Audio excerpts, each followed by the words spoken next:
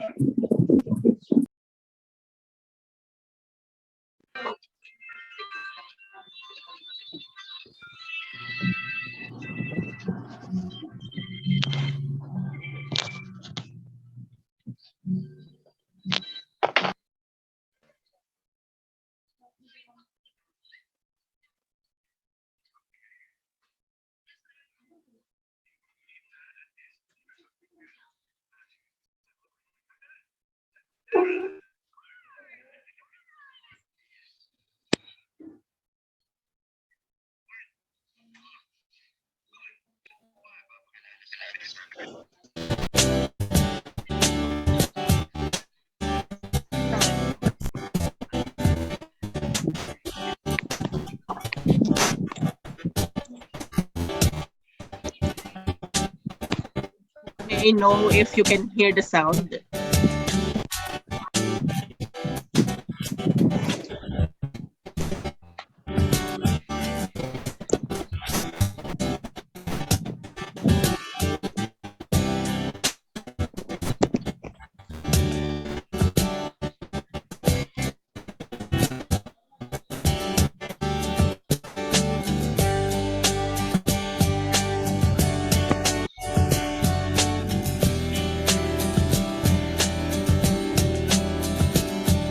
Nakakis malaki jogat na.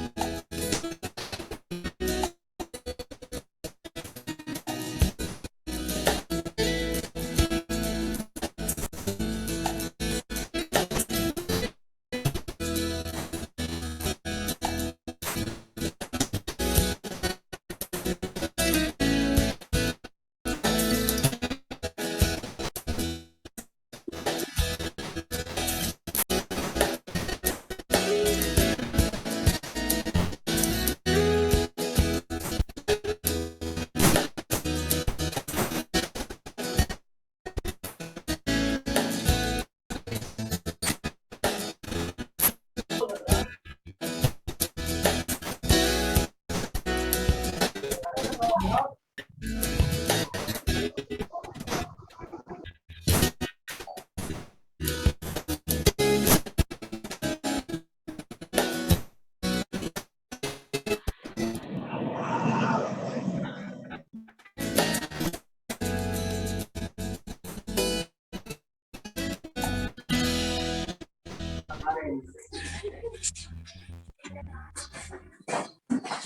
ka na, Cielo?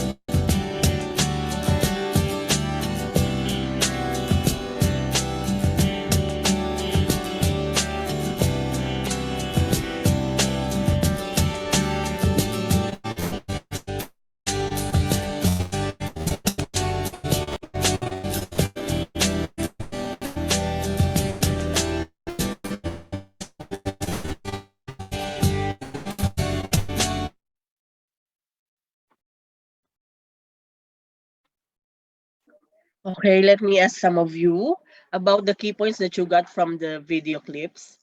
Okay, it's all about learning from anywhere, from everywhere, because information is everywhere.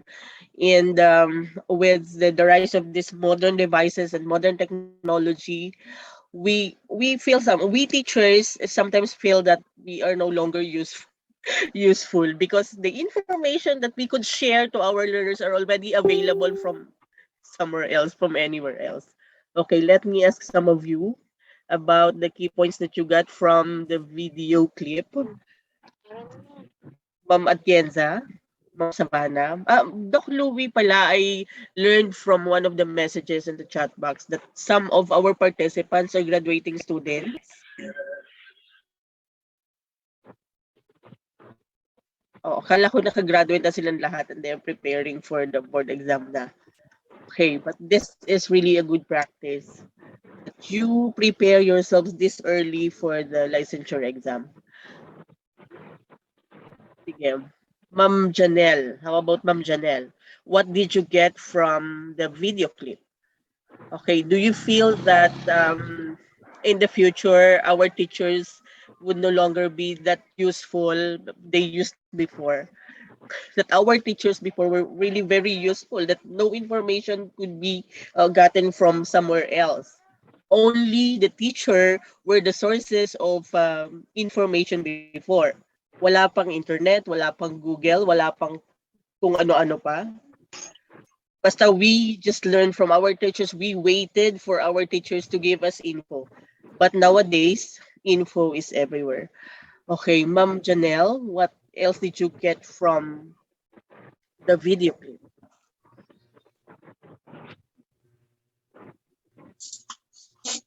Ay, ka naman na kayo. Ano ba yan? Tulong laway. Naubo ka ba?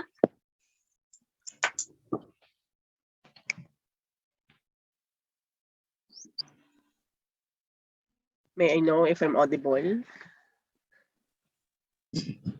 Who wants to... sige, si Ma'am Judy Ann.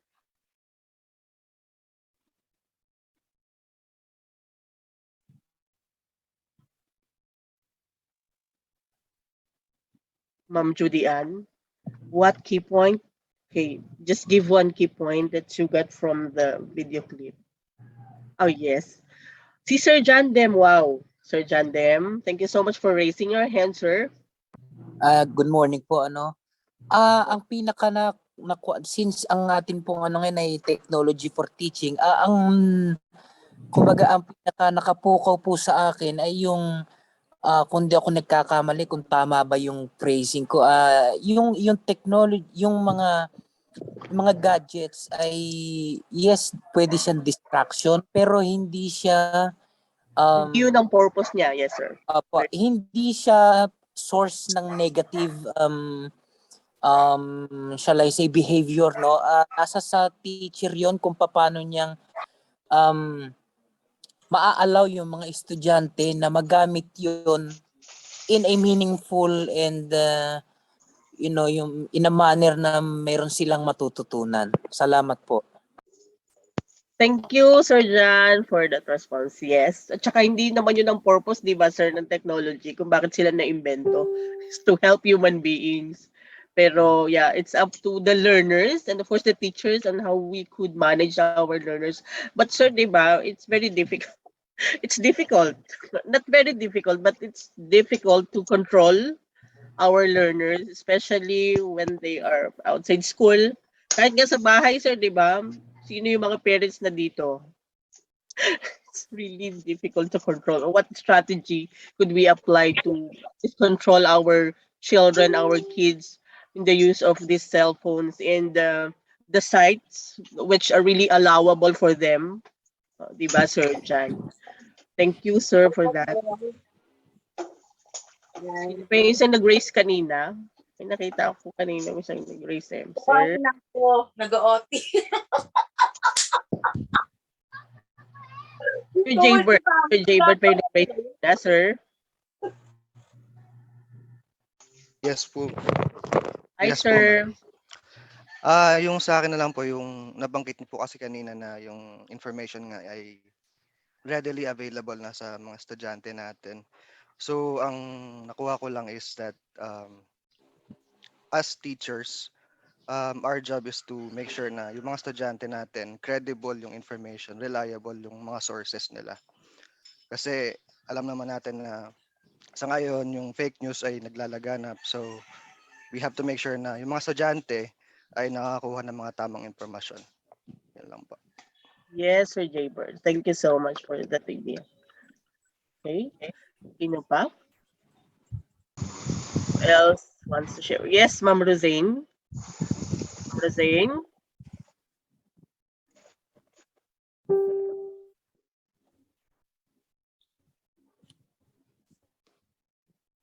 Sino nag-on ng... Sorry po, napindot. Okay po. Yes, this is very true, Ma'am Desiree. No amount of technology could ever replace our teachers in the classroom. Oo, di ba? Pero sometimes nga, we feel that dadating pa ba yung panahon na replaceable na tayo ng artificial intelligence? Di ba? But of course, the passion that we could show to our learners, the perseverance, di ba? The modeling, the kind of modeling that we could give to our learners, hindi yan kayang ibigay ng modernong teknolohiya. Okay? Just like in the field of medicine, di ba? Can you imagine robots replacing our doctors and nurses? Magtitiwalaan nyo ba sila pagdating sa inyong medical issues? Yan. Just like them, teachers are really irreplaceable. So do not feel bad about it, even on this generation of the rise of technology. So let us bear in mind that we are irreplaceable. Ayan. Sige. So what is technology and how do we use it in the teaching learning process? And have you gotten from the video clip that it's all about no matter how good these devices are? Okay, it depends on the teacher.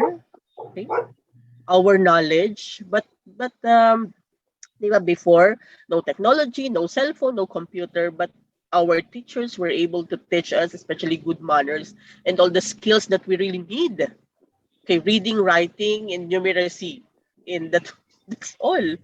But we really survived And we learn from them. Okay? Medyo maririnig din ninyo sa inyo mga magulang na, ba't nung una naman, di ba, walang mga ganyan.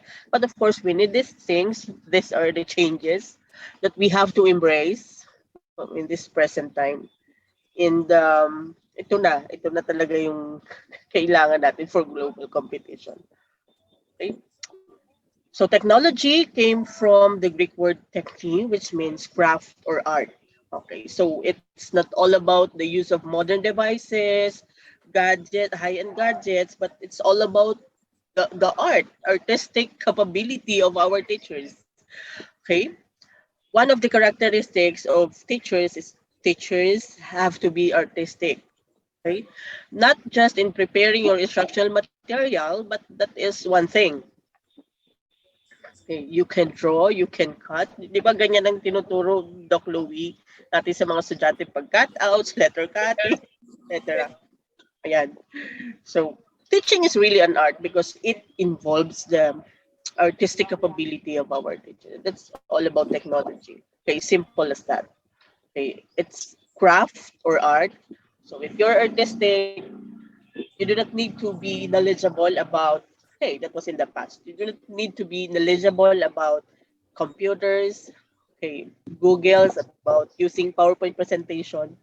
But if you can put your artistic capability into teaching, that's technology. Okay? So the term educational technology is the art of responding to our educational needs. Okay, so it's responding to our educational needs. I highlighted this phrase. So educational technology is if we're able to respond to the needs of our learners. Like for example, on the first year of teaching, when you were assigned at the very far-flung area, no power supply, no internet connectivity, no computer, no signal. But your way of responding to the needs of the learners, that's already educational technology. Okay, so educational technology is not limited to your capacity to use the modern devices or gadgets, but your ability, capability to respond to the needs of your learners and the needs of the educational needs in general. Okay, so that is educational technology. So if you are really creative, resourceful enough to meet the needs of your learners every day, that is educational technology. Everything na sana tayong magkasama pero sayang talaga. Happy birthday. Okay, so what is technological literacy? May I request Sir Adrian to kindly read the definition of technological literacy.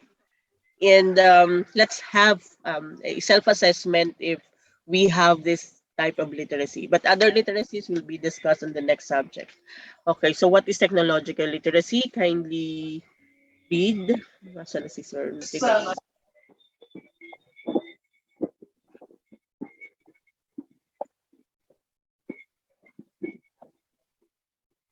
Sir Rico, kindly read if the screen is visible in your end. Morning po, ma'am. Yes po, sir.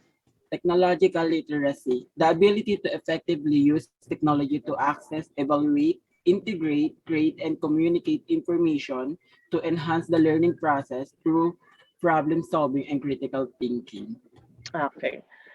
So if you can effectively use technology, so the term effectively, ayan. So just like what you said a while ago, that the purpose of this, the creation of these modern devices is for the good, for good purposes of our learners and teachers in the field. Okay, to enhance teaching and learning, to help our learners learn more.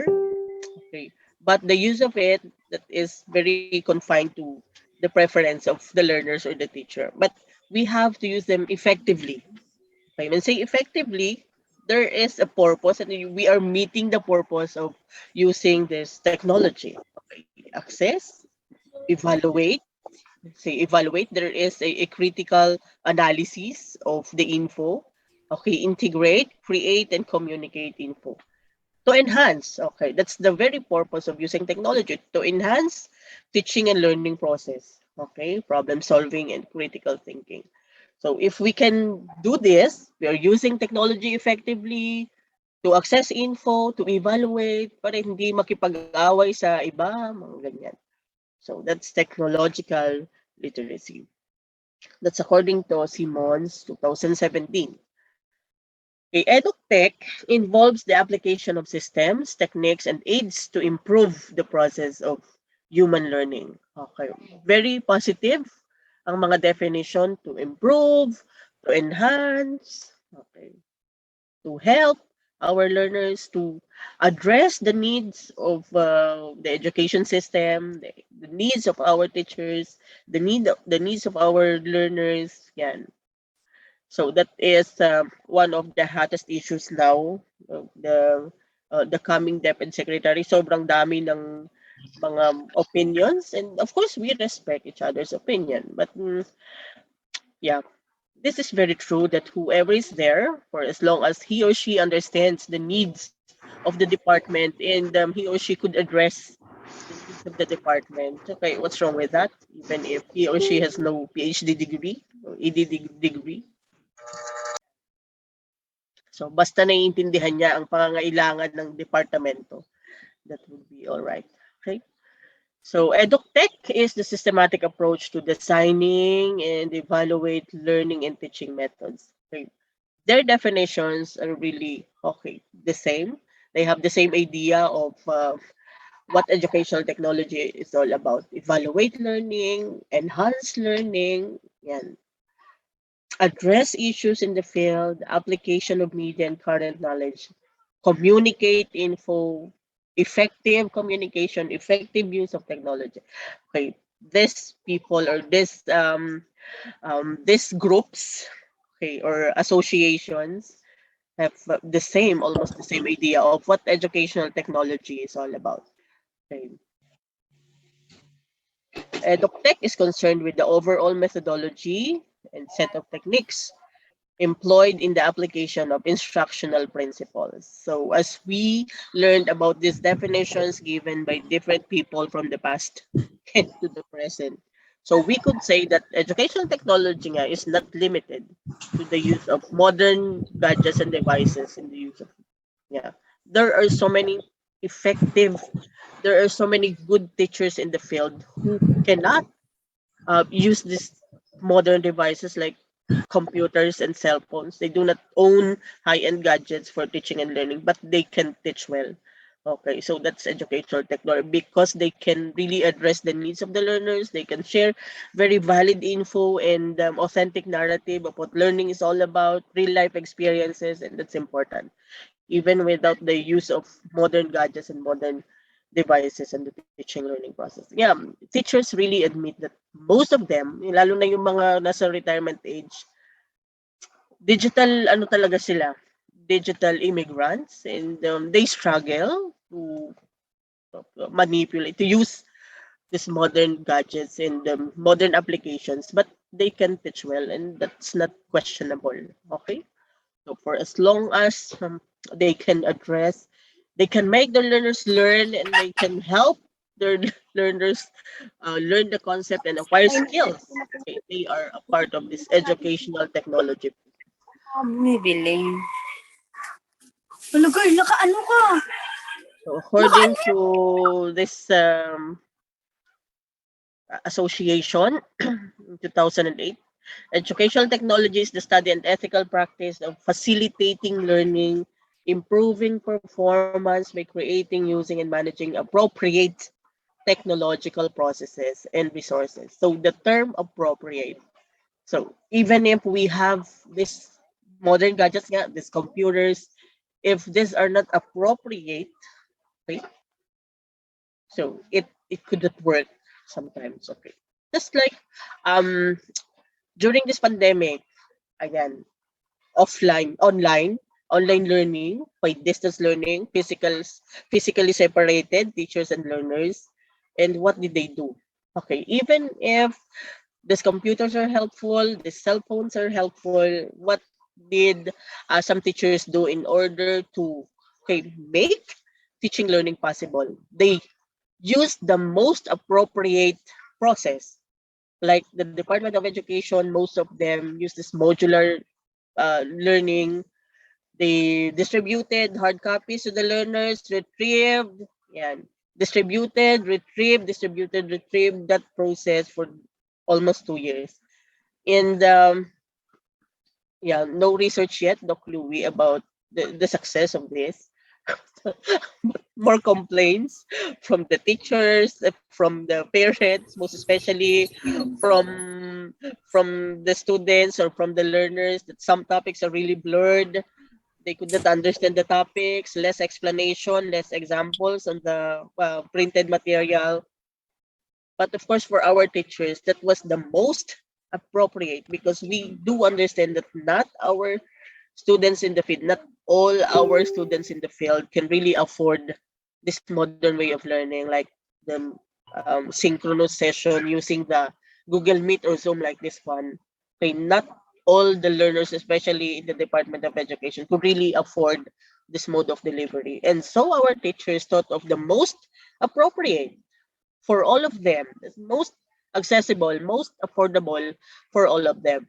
And that's educational technology. Even without the use of computers, without using the synchronous session, but they made teaching learning possible. And that's part of educational technology. Okay? The most appropriate, that's the term from this definition given by Association for Educational Communications in 2008. Okay, you think of the most appropriate. Okay, one um one modern device. You Some teachers would think it's effective, but in your case, it's not the most appropriate for your learners. So that's a term. Think of the most appropriate for the subject matter, for the type of learner, uh, for all other activities. Okay, think of the appropriateness. It's not all about the availability of the material, but the most appropriateness. Okay, if it's level appropriate, age appropriate, developmentally appropriate, yan, sobrang husay niyan, lalo na yung mga early child education major dyan. Yung developmentally appropriate, sobrang sobrang gasgas sa kanila yung terminology niyan. Okay, so EdUpTech is a theory about how problems in human learning are identified. Okay, according to educational communications and technology. So this is just the same when you're trying to address problems in the field, problems about teaching learning. So that's educational technology, even without the aid of modern devices, modern applications, high-end gadgets, etc. For as long as you can find solutions to address human learning, that is educational technology. Okay, technology of education is a problem-based learning utilizing math, science. This is a different definition from International Technology and Engineering Educators Association in 2009. Okay, technology of education is a problem-based learning utilizing math, science, and technology principles. Okay, problem-based. Yan. EdUpTech, on the other hand, according to International Society of Technology Education, is the full range of digital hardware and software. So this is a definition which includes or involves the use of digital software and hardware, digital devices, to support teaching and learning across the curriculum. Okay. So this is what we have in mind, most of us have in mind when we hear about the word technology. So what pops up on our mind is modern ways of teaching and the use of this digital hardware and software nga in teaching. But actually, it's not limited to that. Again, if you can really address or find solutions to problems in educational setting, you are involved in this educational technology. You're very capable of having these educational technology skills or literacy. Okay, so as future teachers, remember that you are very capable and you can address issues in the field. You can find solutions to these problems of teaching and learning and that's educational technology. So if you feel that you are not yet knowledgeable about using these applications, modern applications, hardware and software, digital hardware and software, and that you do not own modern devices or high-end gadgets, for as long as you are capable of addressing issues in the field, okay, be very proud of it. Okay, you are part of the solution, and that's educational technology. Okay, educational technology as a theoretical construct, okay, as a theory. So what is educational technology? As a theory, abstraction, or a set of principles, ideas, and concepts, percepts, theories, assumption, guidelines pertaining to how learning is affected with the use of technology. Okay, so what is technology here? Parang on this definition, how learning is affected by the use of this digital hardware and software. So that's how we understand this. With the aid of this, di ba, ICT integration, that's very popular nowadays. We have this ICT subject in the new curriculum that we have to integrate, and we encourage our future teachers, our students in the education department to integrate. You're really very good at that. Okay. Almost all of our students are really very good at that. Even young children, they are really very good at using applications, exploring these modern devices. And yeah, wala tayong may tatanong sa mga henerasyon na ito. Sobrang huhusay nila.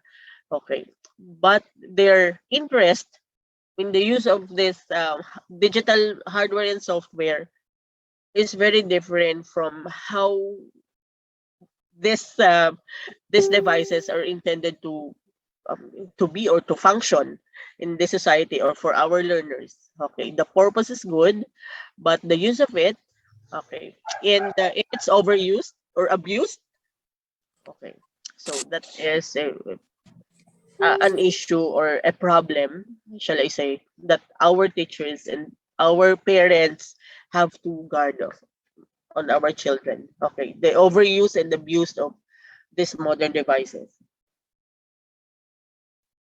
Okay, some parents are really good at controlling their children, okay, in the home, but when, of course, when they go outside, they do not know what their children are doing with their modern devices.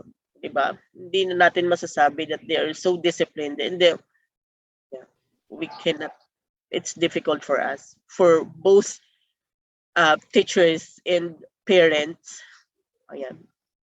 We cannot really say that 100% we are sure that we are providing our children with these gadgets for educational purposes only, to aid teaching and learning, for research purposes.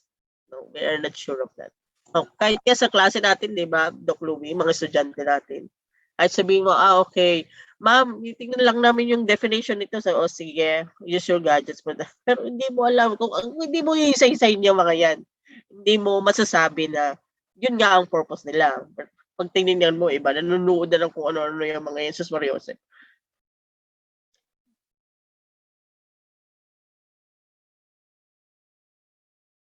Okay. Sige, let's continue.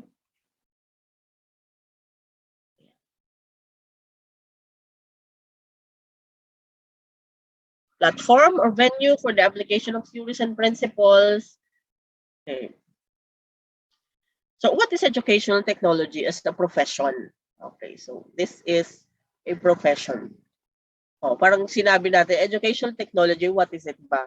So, an application, a profession, a theory, a principle. Okay. So, EdUpTech is a field of endeavor. A teacher may be regarded as educational technology developer and implementer in the classroom. So, our capacity as teachers.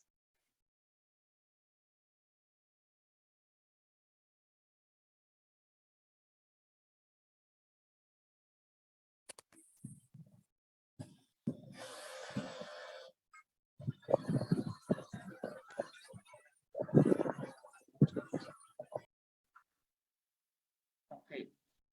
So, educational technology developer. So, it's up to you. Okay.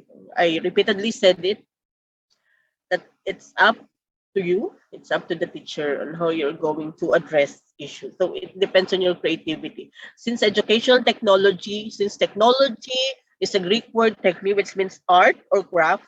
So apply all your artistic capacities, your skills on how you are going to implement that in your classroom. Okay. Diba? Teaching is an art.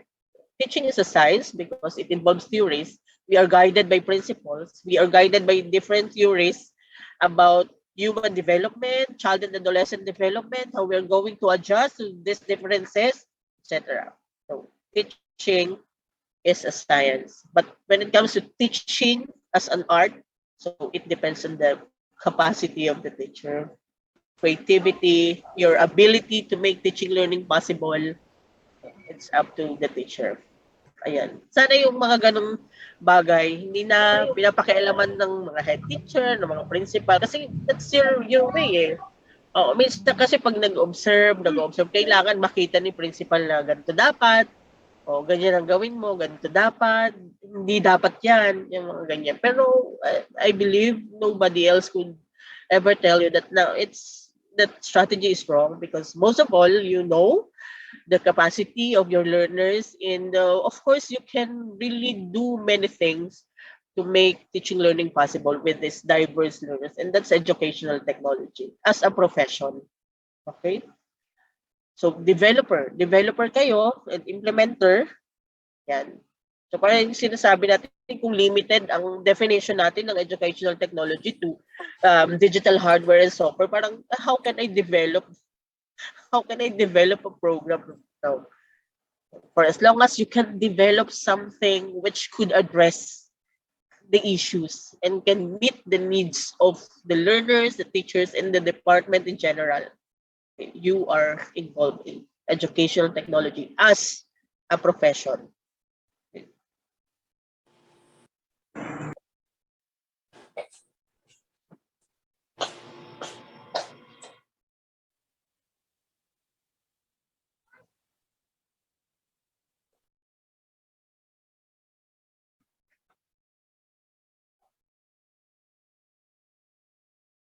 Okay, so let us have this different definitions for educational technology as a profession.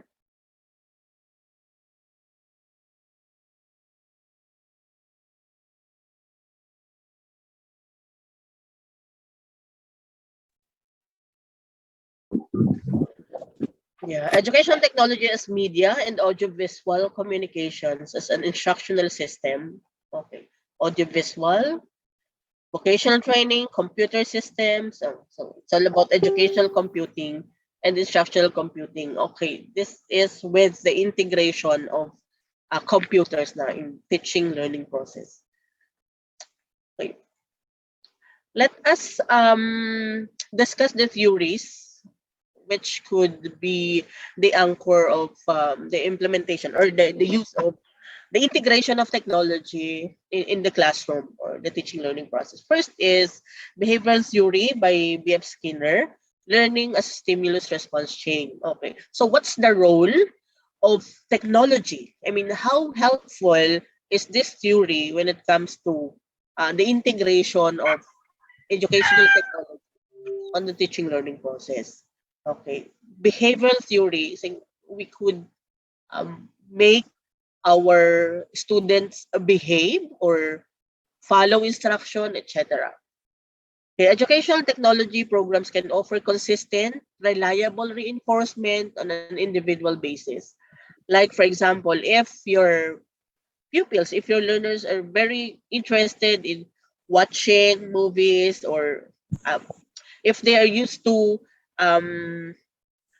see different video clips or different songs, ayan, with the aid of multimedia, and they sing and dance every day. They do exercise every day with the use of this audiovisual materials.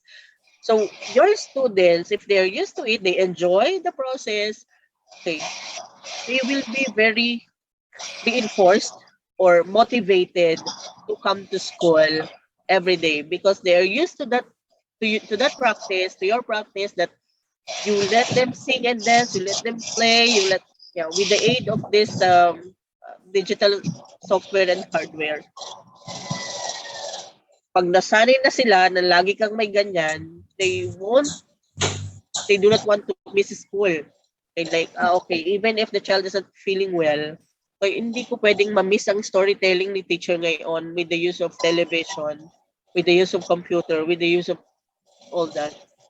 Okay, I still want to go to school because I'll miss storytelling of teacher Louis today. Okay, that's how important is educational technology on the teaching learning process. It encourages, it motivates our learners. Okay, pag nasanay na sila na may bago kang pasabog every day, and that you're introducing new song again, okay, parang wow, iba naman sa ano yung Agadu. Ayan. Iba naman sa Gummy Bear. Yan. So may Gummy Bear. Then what's next? Say, what's for tomorrow? And then the child don't want to miss school the next day because of that. And so that is a source of reinforcement. Educational technology can be a source of reinforcement for the children. Okay.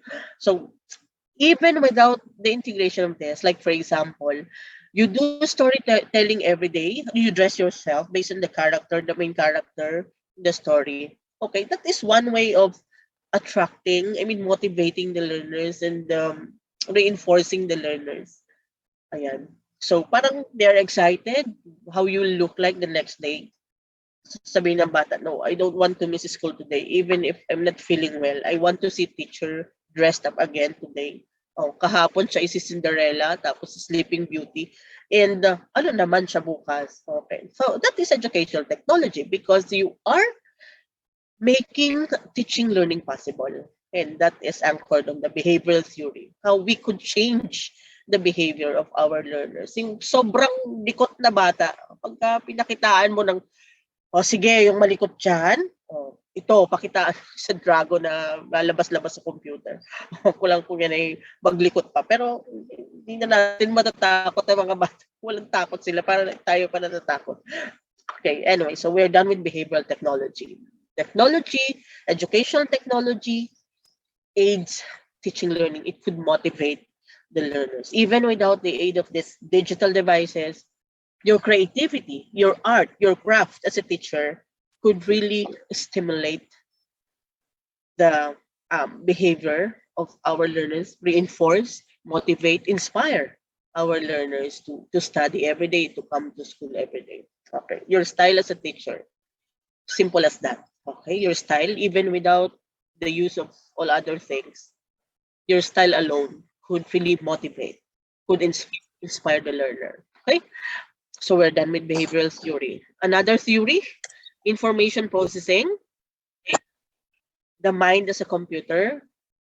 Technology may entice learners' attention and offer recursive application and practice on an individual basis. So the mind as a computer, your style, your technique could also stimulate the thinking of our learners, like how you introduce concepts to them.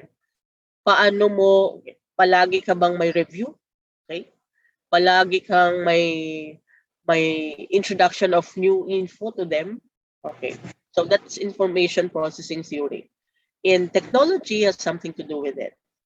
Okay, recursive application. Kasi gaano nila nagagamit? Okay, yung mga info na binibigay mo. So, how effective, how relevant are this info on the lives of your learners? How applicable are this info on the lives of your learners? I mean, after a 3-hour period, could they apply all the learnings that you give them in their real life? Okay, so if these are very relevant, there is a vast tendency that they could process the info fast and they could reuse the info every day because they find it relevant. So it's up to your creativity again, technology, your art, your craft, on how you could make learning or information useful and relevant to the learners. So again, if the info that we're giving them are useful and relevant, there is a vast tendency of retention, okay, of processing Kasi mahalaga eh. Katulad din sa tao, mas nare-retain sa'yo yung mahalaga. Kahit sobrang dami mong nakilala in the past, mas mariretain sa'yo yung mahalaga. Ganon din sila. The useful, the most relevant, the a better tendency, a great tendency to be retained and to be reused, okay, over and over again. Okay, so that's information processing. Cognitive behavioral by Gagne. Okay, providing conditions for learning. Technologies such as computers can provide quick, accurate report, but accuracy is really, we are not sure with that, diba? Not all that we could get from the computers, from our newsfeed, is accurate. Okay, so technologies such as computers can provide quick. Okay, we are not questioning that. Quick, okay, but the accuracy, say accurate report of data on learners' competence level, and offer an array of activities to fulfill instructional episodes. Okay, so let us limit the thing accuracy to the use of Excel, to the use of all other applications in computing the grades of our learners. Okay, it's quick, yes, katulad sa Excel. Hindi mo na kailangan pipindot-pindot pa sa calculator mo. O isang hila mo lang, automatic, lalabas na yung 50%. Okay, computein mo lang yung una and then hila, andun na. It's quick. Yung accuracy, yes, that's correct. Pero yung sinasabi ko ng accuracy, not everything that we see from newsfeed or from other news sites are really accurate. Kaya, tama yung sinabi ninyo at yung mga nasa isip nyo, we have to be very media information literate. And these things will be discussed in our next subject. Another theory, okay. Systems theory, systematic instructional design, managing the complexity of teaching. Technology application can offer a series of info, practice, assessment, can offer quick and accurate info on the learner's development. Okay, systematic instructional design. Series of info, say practice, assessment, okay. Pero authentic assessment or not quick assessment. Authentic assessment, I mean, does not offer us quick and very reliable result. Okay, reliable result, pero yung quick, hindi masyado. Kasi di ba, pag authentic assessment, very valid yan eh. Kasi nakikita mo sila, how they perform. Hindi katulad ng mga paper pencil test na, lalo na ngayon, yung naka-distance sila, tapos nag-exam sila asynchronously. Diba? How many of our students are honest enough to give us accurate data on their performance? So, kung pipiliin nga natin, lahat sila mag-cum laude, di ba? Mga estudyante natin. Lahat sila posibleng cum laude sa mga resulta ng mga exam nila. Okay, accurate info, okay, and learners development. Okay, managing complexity of teaching. So, parang with the use of education technology, with our capacity to address issues nga, our artistic capacity, art and craft of the teachers, you can really manage complexity of teaching. And that's the real purpose of educational technology. You can manage complexity. Well, complexity, diversity of learner, that is one of the complexities of teaching. Diba? You are teaching these learners with multiple intelligences, different needs, different interests, abilities, and how could you do that? Well, yes, our teachers are really wonderful. Okay, that is one of the complexities of teaching. Dealing with children with different abilities, different backgrounds, diba? Diverse backgrounds. Kahit sabihin natin na we have to set the rules, we have to make our learners accountable for all their actions when they come late, diba? Pero yung coming late to class, we have to be very critical, analytical of where these children are coming from. Hindi mo masasabi na kaya sila late dahil nagkulak-kulang. Not all of them.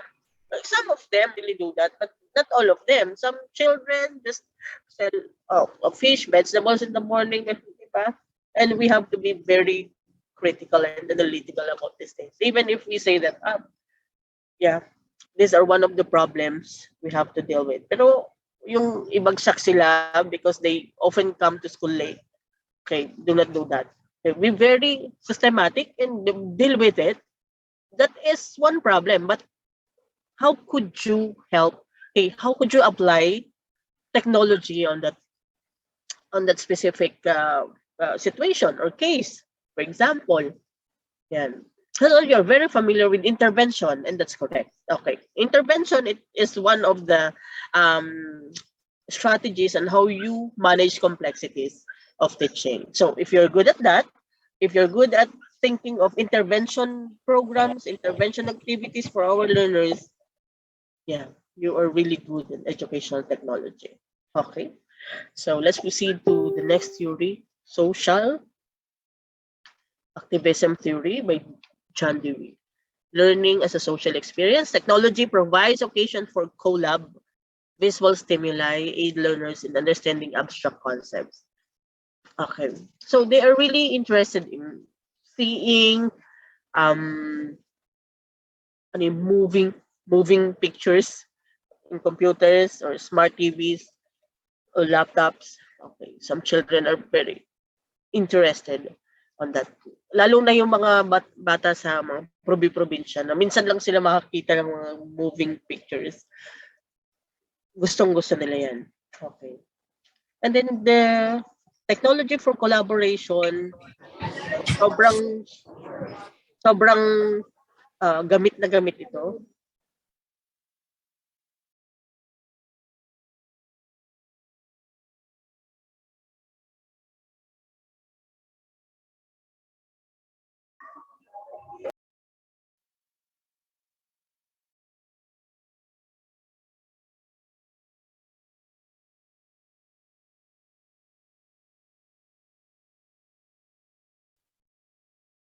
Okay. Diba? So social activism, yung collaboration is very very popular. It's very normal, di ba, among children. When they play,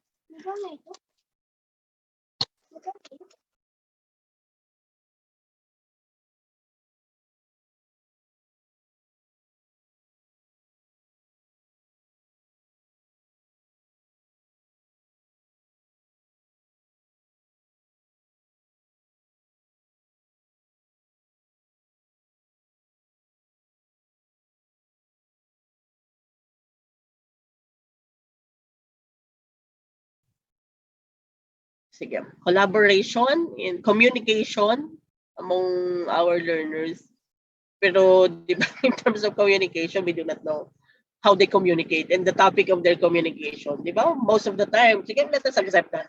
When they communicate, they talk about the teachers, lalo na yung masusungit na teachers, yung nagbabagsak na teachers, sobrang na-overuse talaga nila ang kanilang mga devices.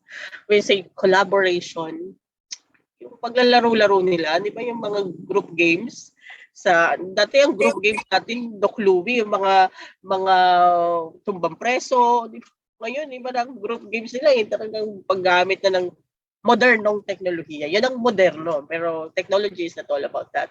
It's not limited. Okay, technology is not limited to that. Okay, yung minsan yung mga anak ko narinig ko din na pag naglalaro grabe naman, napaka-bobo ng mga kakamping ito diba, yung mga ganyan, it's collaboration, pero bakit may mga ganyan silang terminology? So, kayo nakakaranas ba kayo ng ganyan pag naglalaro kayo? Group game pero with the use of digital devices.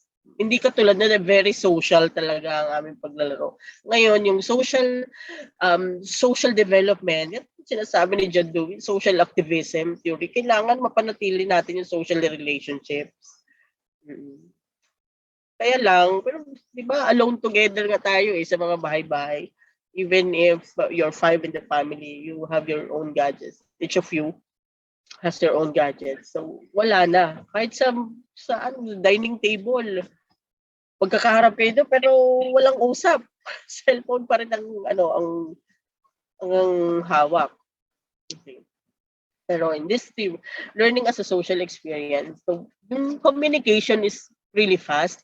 Tama yun. Okay, you stay connected with your friends, with your families, inside the Philippines or abroad or everywhere. Okay, it's really very possible nowadays, and that is also social experiences. But the social contact, I mean, di ba, minsan sa mga kaibigan ninyo, sobra kayong mag-communicate sa messenger, pag-usap doon, pero pag nagkita, parang huyu. May mga ganyang instance yung sobrang aktibo lang kayo pagdating sa mga pag-comment sa mga status. Ayan. But in real life, pag nagkita kayo, parang hindi naman kayo ganun ang relasyon sa isa't isa. Diba? Yung social experience, parang, but we have to, okay, as teachers, we have to make our learners understand that social relationship is very important. Kaya makikita din ninyo sa newsfeed, parang, eto kami nung araw. Diba yung may naglalaro sila sa mga bukid-bukid, naglalangoy sa ilog, na sobrang hindi maintindihan na yung kulay ng tubig, pero they enjoyed. They're happy. Diba? That's social relationship. Okay. Pero isa rin yan sa purpose ng technology. Okay. When we mean modern devices in digital software and hardware, it's one of the purposes. That's good. We stay connected, we collaborate, and the visual stimuli. Kailang, di ba, ang mga estudyante, pati hindi natin alam kung may mga naka-install silang mga porn, mga sites, kung ano. Di ba, kung anong nagagawa ng visual stimuli for them. And we do not have control over that. Hindi na natin masyado kontrolado sila. Lalo na pag hindi kasama. Di ba parang awkward naman yung daanan mo, Doc Louie, mga estudyante mo, o ano yung ginagawa mo sa cellphone? Tama po ba? Privacy na nila yun. Kaya nga. So yung visual stimuli na dulot nitong digital hardware, modern devices and applications. Okay. So if the purpose is good, if the purpose is good, and then we are not into it, when we are abusing, okay, that defeats the purpose. Okay, hindi yun ang purpose. Kung makakapagsalita lang mga cellphone, hindi yan ang purpose ko. Ang purpose ko para bigyan ka ng mabilis na impormasyon, hindi para kung ano nung kunin mong visual stimuli dyan sa kung ano nung sites na yan. Social activism theory. Okay. Andun pa rin, okay, communication becomes fast and we stay connected no matter how far our friends or our loved ones are. Okay. That's a good thing about modern technology. Okay. Let's proceed to the next theory, social cognitive theory, Bandura, social cognitive theory, social influences on learning. The learners may learn from models they see in variety of media channels. Okay, ngayon, di ba, sobrang mainit na issue. Nag-aaway-away dahil sa mga idol nila, mga kandidatong gusto nila, di ba? Pero, respect their opinion. Kailang, huwag naman masyado mga trash talking, di ba? Ang daming mga away sa mga kabataan pa naman ng mga madalas. Ayan. So, we have to remember that kung halimbawa sa mga artista, nag-model sila, hindi naman natin sila nakikita everyday in person, but we try to idolize them, so, especially the youths. Okay, they idolize our actors, our actresses, famous personalities. And if that's the case, with the use of this media, different platforms, ayan, different social media sites. So our youths, our younger generations could see this personalities, famous personalities. Okay, they try to idolize them, but they have to bear in mind that, okay, you have to set good examples for pero sino magsasabi sa kanila? They have to set good examples. At least kita, as teachers, di ba, Doc Louie, gasgas na gasgas sa curriculum natin to eh. Yung lagi sinasabi, set good examples for the learners, set as role models, di ba, gasgas na gasgas sa atin, yung ipagduldulan sa atin ng mga prof natin, you have to set good examples for your learners, for the society, para hindi na tayo, wala na tayong karamatang magkamali sa iba-ibang bagay. Okay. But this famous people, actually kahit tayo mag-PhD degree holder pa tayo, di ba, Doc Louie? Pero idolize pa rin talaga nila yung mga artista. Sana ganun din sila. You have to set as good examples, role models. Kasi kayo yung sikat eh. Kami teacher sa classroom lang naman kami, paano kami sisikat, di ba? So that's social cognitive theory. And we also have to set some standards for our learners who idolize. Pero hindi naman natin sila pwedeng pangunahan na dapat ina-idolize yung mga ganito. O masasayang laway natin sa kanila. May sarili silang preference eh. They have their own preferences. Yung Koreanong yan, mga Koreano, yung mga gusto nila. Diba? Nakikita nila yung mga pananamit nila, yung mga malalaking mga pants, mga ganyan.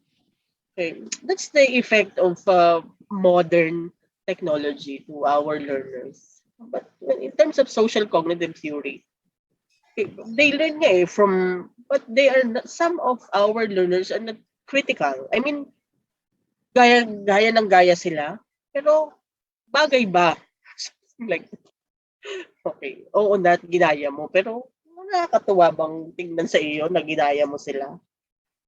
Bagay ba sa yung personalidad na ginaya mo sila? I mean, anong mabuting na idulot sa iyo nung paggaya mo sa kanila, na ginaya mo sila? Okay? So that's social cognitive theory. It's not all about social. It's not limited to social theory. Ayan. Ito namang social activism. Di ba? Social activism, kailangan buhayin yung collaboration and social relationship. Doon naman sa social cognitive, kailangan isipin, we try to model, to idolize other people, anong naitulong, what's very relevant about them, what's really very imitating about them. Diba? Not all our learners could understand that. For as long as they see it's interesting, they see it's famous, okay, lang. They limit their understanding to that. Okay. But cognitively, I do not know how many of our learners could have the critical analysis. When they try to model, kailangan may mabuting maidulot for them. Okay, so that's social cognitive theory. Next, theories. There are so many theories, and this might appear in your board exam. Okay, scaffolding theory by Vygotsky, learning as a cognitive building process. Technology can offer avenues for learning the same content or materials that result in the understanding of complex concepts. So sa cognitive building process, applications, different applications.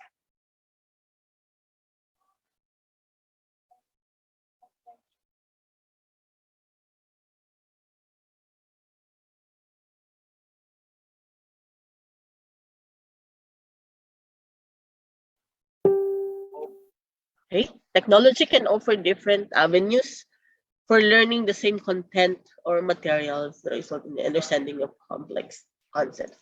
Katulad ng video clip na present ko before we started our discussion, information is everywhere. Our students could learn from anywhere else. Okay? That's because of this modern technology. Okay, the digital devices, applications, and all different sites. Okay, and they could validate their understanding, and they could validate one info from other info sites, the reliability of the source. Ayan. So that's learning as cognitive building process. One thing is that these applications like the dictionaries, okay, sino pa sa inyo ang walang naka-install na dictionary sa cellphone? It's helpful. Totoo. Sobrang nakakatulong para sa... Kami na lang, di ba 500 to 50 yung cheesecake?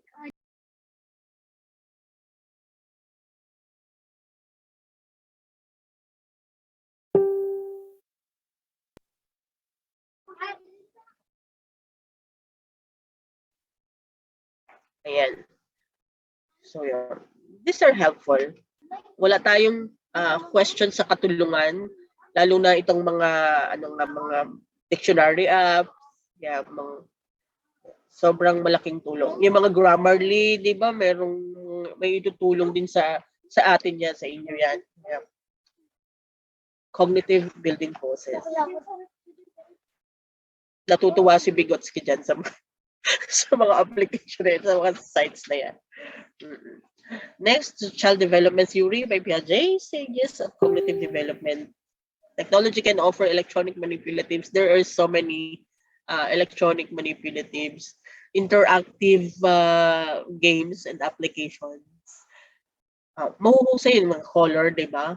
Sino sa inyong mga pamangkin, sa inyong mga anak dyan, kung meron na, may mga ganyan sa cellphone. So, pag pinindot mo yung square, diba? Very interactive. Pag pinindot mo, tapos mali yung sagot mo, sad face, o kaya sobrang malaking red cross. Ayan. So, these things are helpful. Okay? Helpful siya. For child development theory, matutuwa si Jean Piaget kung meron kayo sa cellphone niya na tinuturuan niyo yung inyong mga brown, yan, circle, diba? Husay ng applications niya. Ngayon, ang mga bata ngayon, karamihan talagang first language nila, English. Kasi pinanganak na sila dito sa henerasyon na modernong teknolohiya. Ang kausap na nila yung cellphone o kaya TV. Diba? So, yun na yung nag-i-instill sa kanila, yun na yung na-acquire nila, hanggang sa first language nila is English na. Kahit sabihin pa natin ng Filipino learners or ESLs or English as second language learners, no, it's not always the case because there are many, hindi some, there are many children who are English speakers of the English language na from birth. Okay? Kasi nga they are exposed to modern technology, to electronic manipulatives and applications and TV shows which are in English. Okay? And that's the acquisition process. They acquire the language that way, and so when they produce, during the stage when they could already produce the language, yan, English na yung kanilang napoproduce. Kasi yun ang nag-register sa kanila from birth. Even before birth, di ba yan ang theory natin? Even before birth, natututo ng mga bata from zero. Nandiyan pala sa tiyan mo, kailangan expose mo na sila, usapin mo. Di ba tayo ng mga nanay na mga intermittent na rin hindi maintindihan? We talk to our child in English. Ayan. So yun. And that is one of the challenges din of our teachers. One of the complexities. Because in your classroom, there are some children who speak English as their first language and some children who speak English as their second language. So how are you going to deal with it? That's why there is educational technology. You apply your artistic skill for that, your craft and all other things that you could apply to address that complexity in your classroom. Okay. May I know from those who are already teaching, especially in private schools, do you encounter these kinds of learners? Yung mga English speakers na sila, parang ayaw na nila salita ng Filipino, di ba? Hindi share. So that's child development theory at yan ang epekto ng technology sa kanila. Okay. Ayan. Sige, kung ayaw muna ninyo mag-share, gusto na lang muna ninyo makinig. Okay, multiple intelligences. Theories by Howard Gardner. The role of intelligence in learning. Technology offers students opportunities to showcase how much they have learned by taking various roles in collaborative projects. So yun. Yung differentiated instruction that's very popular for us. Okay. That we design activities for learners with diverse intelligences. Okay. Those who can write a poem, those who can sing, those who can dance, bodily kinesthetic, those who can recite well, language intelligence, diba? Verbal linguistic intelligence, word smart. Okay, so these things have to be considered by the teacher, by us, by teachers, And that is also one of the complexities, di ba?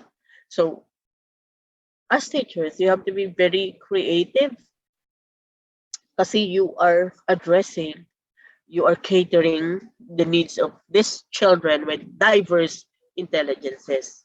It's not a one size fits all strategy. I mean, one activity for all of them. Yeah. Some of them may find your activity interesting because they are into it. Pwedeng pinarecite mo sila.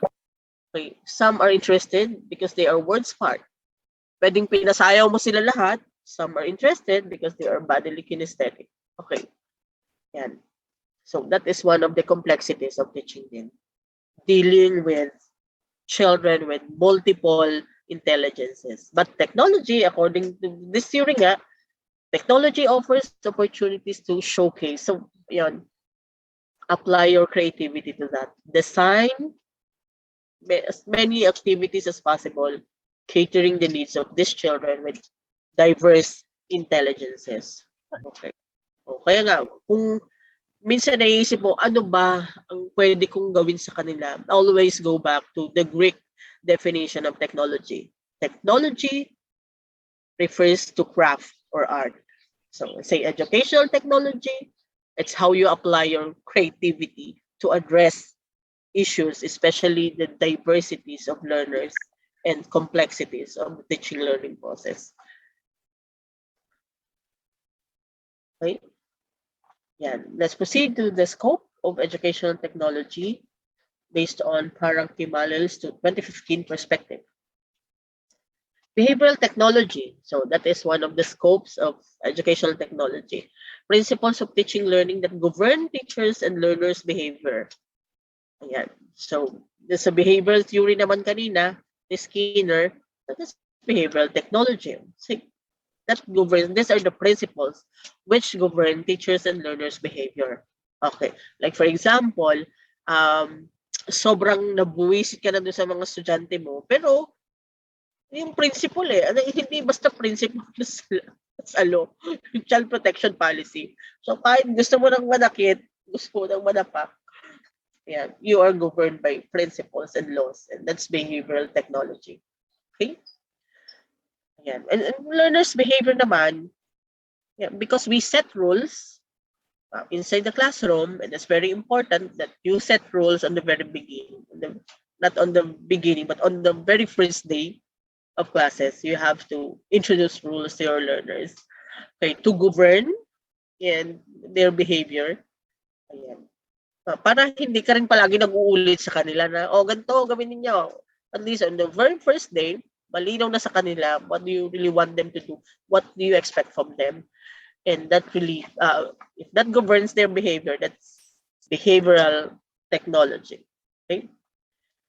So instructional technology, strategies, techniques, devices, strategies employed to achieve the target learning objectives. So whatever you use, however you apply that, whatever techniques that you are using in order to make your learners learn, that's instructional technology. And all these things are under educational technology. Okay.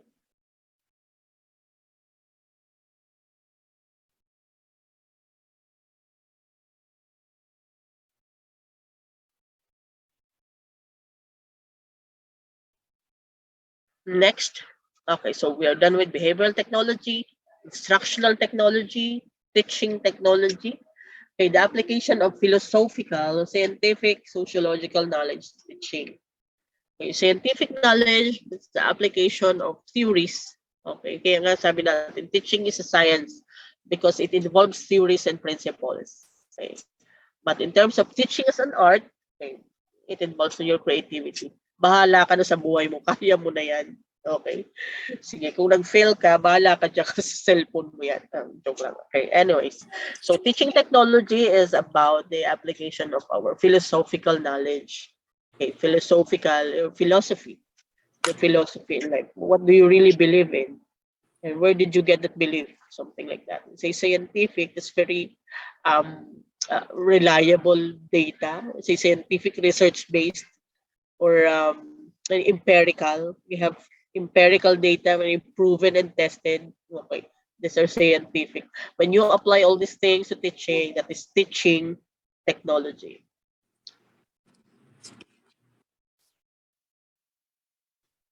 The instructional design, context of teaching, teaching tools, and timely and relevant instructional approaches. So, instructional design, this also depends on the teacher. Okay, kasi yung sa context of teaching, nobody could ever dictate you what to do inside the classroom. Most of all, you know so well the types or the kinds of learners that you have. So your design should be in accordance or should be anchored on these diversities once again. Okay. Very gasgas ang terminology natin ng diversity of learners because this we have to bear in mind. Context tools. Again, when you think about teaching tools and all others, should be appropriate. Remember the term appropriate. It's appropriate to our learners, appropriate to the learning objective, appropriate to the activity, appropriate to the context. Diba? See, yung context ng mga estudyante, pwedeng this is also one of the complexities, especially if you are not from that particular area or from that particular province. For example, you're from Marinduque and then you're given a chance to teach in Manila. So that is a very different context, and adjusting to the context of these learners, that is one of the complexities of teaching.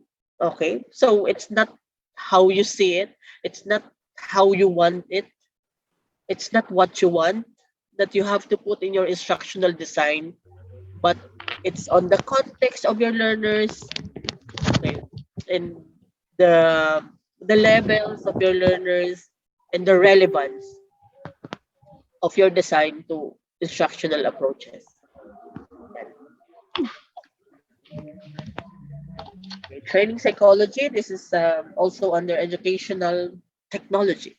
Okay, the entire training task composed of task outline preparation, task analysis, and task sequencing. Okay, so training psychology, okay, outlining, and preparation, analyzing the task. Can they do this? Okay, can they?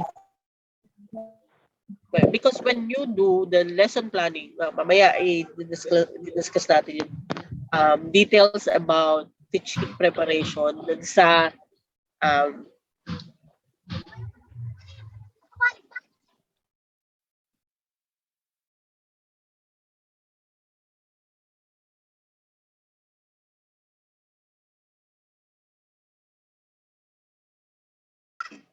okay. So, planning, preparation, you say outlining, in task analysis. Again, it's not all about how you want it. It's not all about what you want to give them, but it's all about what they need. Okay, it's all about what they need. And going back to instructional design, training psychology, so you have to analyze the task if these are fitted to their capacities. Could this be very interesting to them? Okay, when you give tasks to your learners, it should be not too difficult for them to get challenged. No, not too difficult to them to give up. Not too easy for them to get bored, but this should be challenging. Okay, again, when you give tasks to your learners, be very critical about these things. Okay, not too difficult that they give up, not too easy that they get bored, but it should be challenging. Because if the task is challenging, it means that it challenges their capacity, but they won't give up on it. Okay. If it's challenging, the children or the learners could still find it interesting. Okay, you're challenging. Kasi kung na-challenge ka na, parang, oh sige, kaya ko to eh. Kaya ko yan. Sige, I can attain that. I can accomplish that.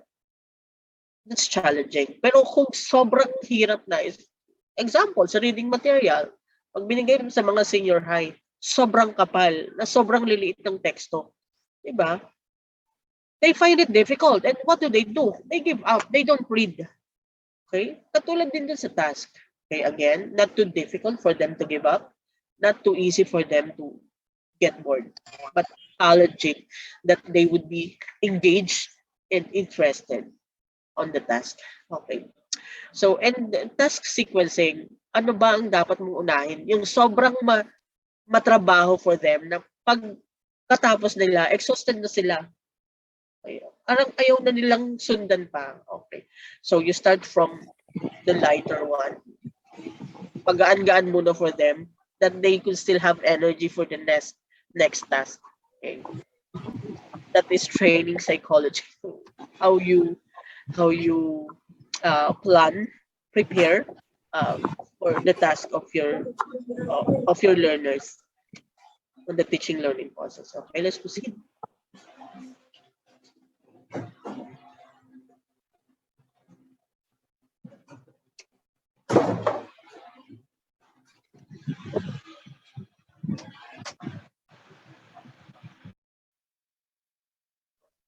Cybernetic psychology, human beings are machines, and the changes among learners may be achieved by controlling behavior. And in terms of controlling behavior, nobody could ever dictate you on how to do that.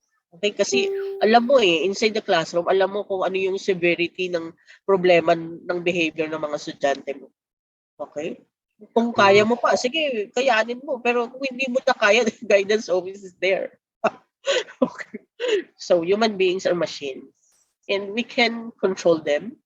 We as teachers, we can still control them. But our learners today, they are very aware. They are very knowledgeable that we have this child protection policy, at hindi na basta-basta nakakapanakit si teacher. Hindi katulad nung nabalita nitong bago mag-pandemic. Nung pandemic na, during the pandemic, sabi bawal magbagsak. Diba? Bawal magbagsak. Pero can we control the behavior of our learners if they don't want to accomplish the task on the modules? Kasi naka-program sa kanila na bawal magbagsak. Sino ba yung nag-announce noon na bawal magbagsak? Kaya yung mga estudyante, yung mga anak ko, di ba, oy, bawal naman magbagsak ma. Kahit hindi namin tapusin yan, kahit yung iba walang sagot, bawal naman magbagsak. Kasi may ganyan silang thinking may ganyan silang understanding. Okay. So cybernetic, human beings are machines, and that as teachers, so remember that if in your classroom your students behave differently, or not differently but behave negatively, okay, you just have to think of this. They are machines and you can control them. So it's up to you. Again, educational technology is an art, it's a craft. So it depends on the teacher on how you're going to address and to control their behavior. You just remember that they are machines and that they are controllable. Bakit meron mga guro, Doc Louie, na sobrang gagaling isang mulaga lang, kaya na nila. Oo, at saka yung tok-tok lang na sapato sa semento. Parang yung Diyos ko, manginginig na silang, yung semento, yung pa lang, takong mo pa lang Doc Louie, yung marinig nila. Parang, Diyos ko, Doc Louie, Mario Joseph, ito. Ayan. You can really control them. Depende sa power mo. Kung paano, sa style mo na yon. Kaya nga educational technology, it depends on your art and craft.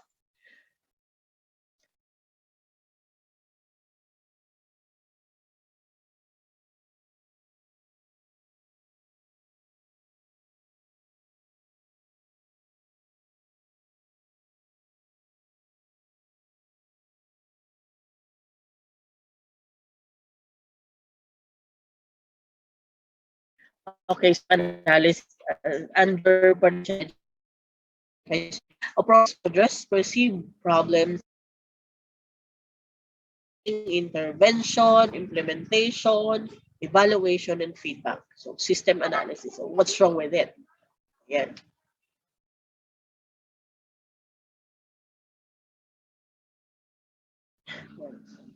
Diagnosis. If there are problems, again, diagnose. Analyze the root causes of the problem. Saan ba? Anong pinanggagalingan? Just like what I said a few minutes ago. Yung pag-set natin ng rules for the children, and then when we tell them that they have to be accountable for all their actions, and that when they come late, when they submit the requirements late, so we have to be very accountable for that.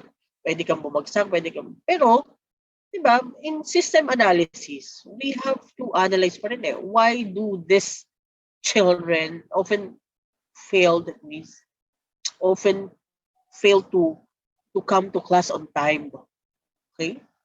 Why do these children always commit absences every Wednesday and Friday? Hindi, kaya palaging magbibigay ng failing rating for this So in system analysis, diagnose the problem. So what is it? Where are they coming from? You know what I mean? So what's the background of the child? Anong ginagawa? What are the activities of these children during these days? Okay, diagnose. If there are problems, okay, the first thing that you have to do is diagnose the problem, analyze the causes, and plan. After knowing the problems, after knowing the root causes of their issues in life, okay, plan. How could you help these children? Okay, kung palagi silang late sa umaga, okay, what's your plan for them? What intervention could you do them if they fail to come to class every Wednesday, every Friday, something like that? Okay. Kung bagay isipin niyo, dalawa lang naman ma'am yung ganyan ko, pwede ko nang ibagsak yan, kaya ko na sa walang ganon. In system analysis, important in diagnosis. If you can still solve the problem, because if you can't, meaning may problema ka sa educational technology. Kasi ang educational technology, as we analyze the definitions, it's your capacity to address problems and issues in the field. Okay, but if you can't do that, if you can't address these issues, it means that you are not capable of this educational technology. Okay, again, if there are problems, find the causes, analyze the root causes of this, and then plan. Make some intervention, okay, implementation. If you need to visit the child in the home, okay, even if there is only one child with that issue or that case, okay, kung nag-quiz ang araw na yun, palagang absent, siya yung naglukad, you know what lukad is, okay? So implementation, evaluation, and then feedback. Because when we do naman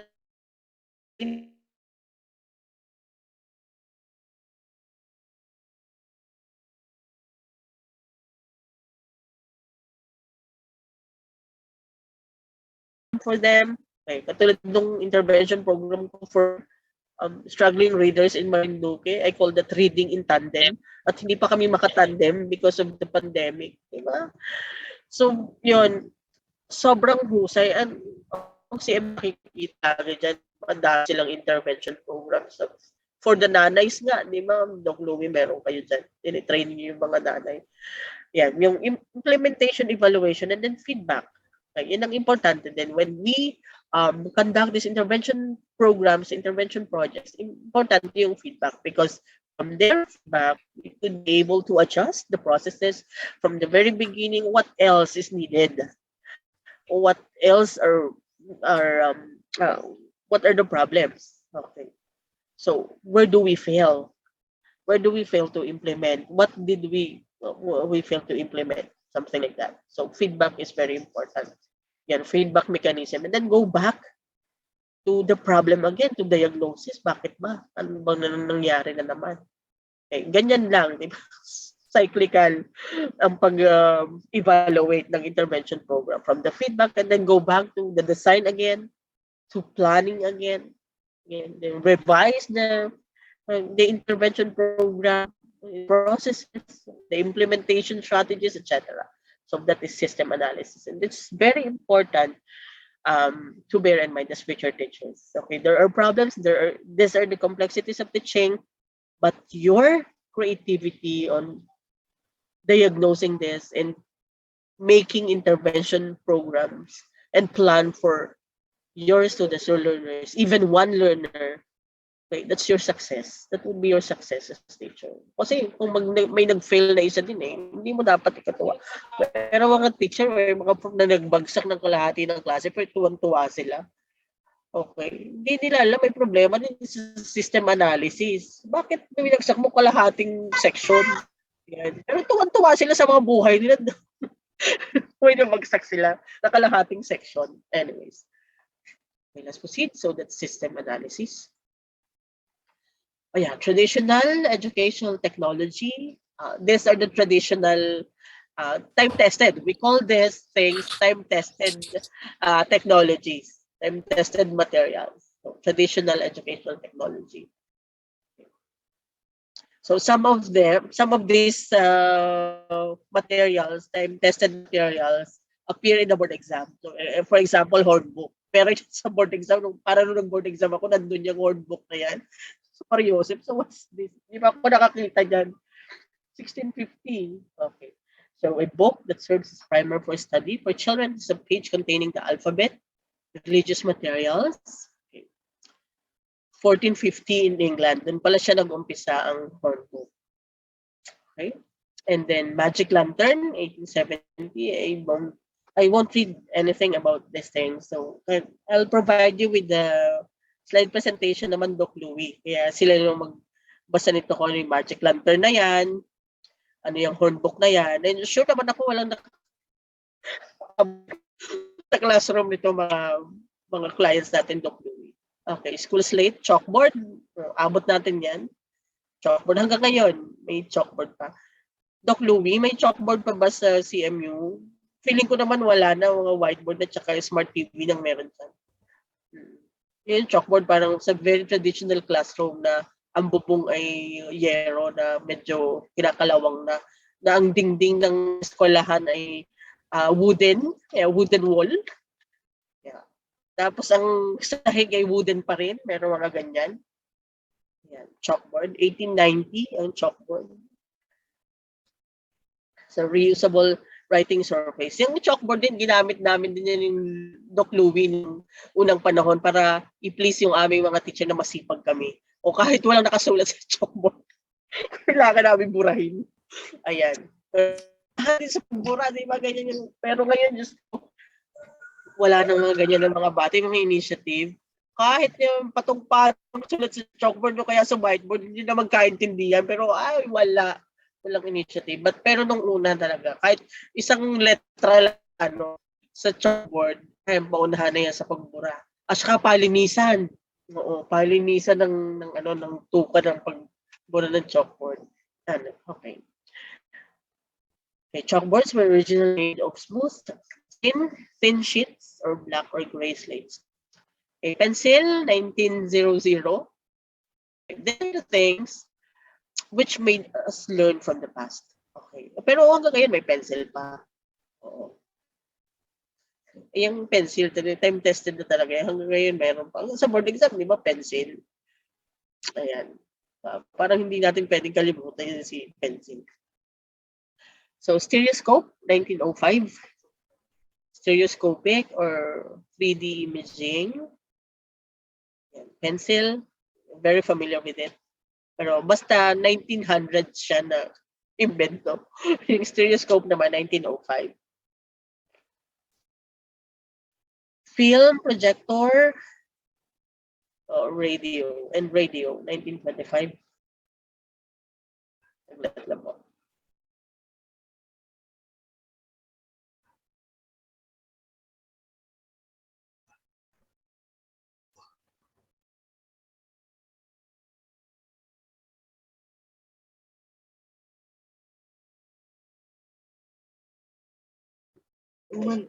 Isip ko lang. Ano lang yun.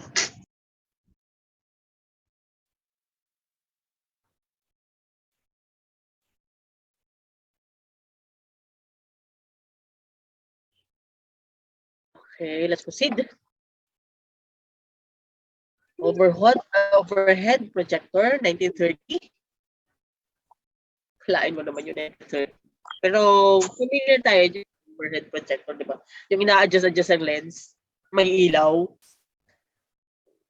Okay na po. Transparent. Okay na po.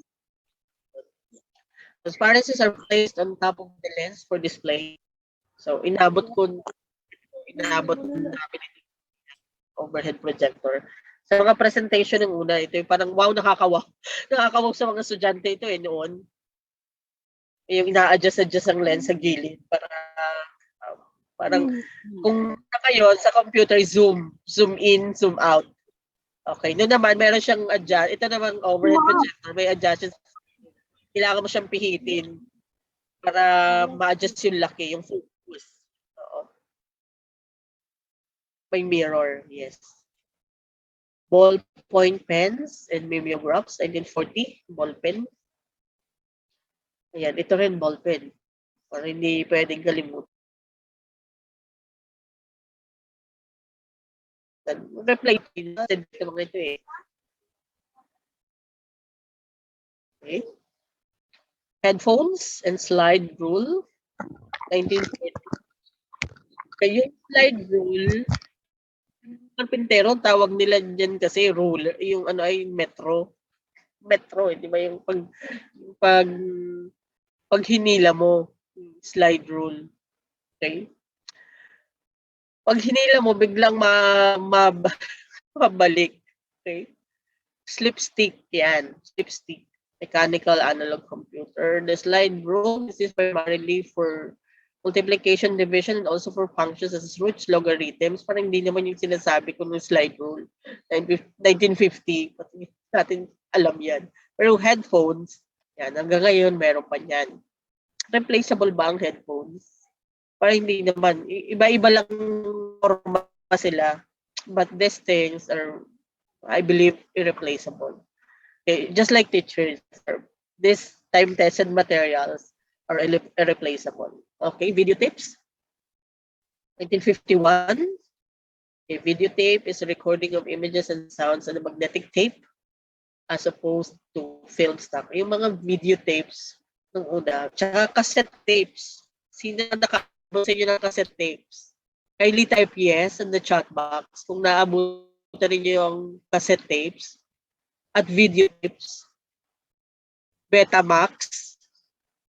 Iba na yung Betamax ngayon, Doc Louie. Parang yung nabibili sa turo-turo. Wow.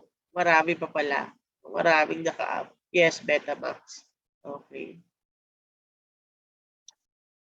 Oh, wow. Naabot pa nila ang videotapes bago mag-CD, di ba? Oh, videotapes muna. Pero yung cassette tape, yung nire-rewind ng ballpen. Naabot din yung cassette tape na nire-rewind ng ballpen. Pero yung plaka, di ba, Doc Louie, nung una pa yung plaka ang tawag nila.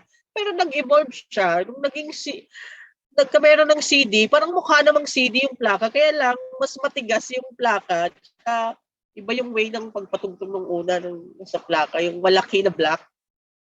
Oo. Ito namang CD, maliit na manipis na kakaiba rin ng itsura. Pero kung naabot ninyo yan, meron din mga tao pa nagko-collect niya. Katulad yung friend ko, nagko-collect talaga siya ng mga plaka. Nag-order pa siya online. Ayan, vinyl records. Ayan, wow. Meron din mga collection. Sa inyo po, yung iba sa inyo may mga collection ng ganyan. Yung mga videotapes.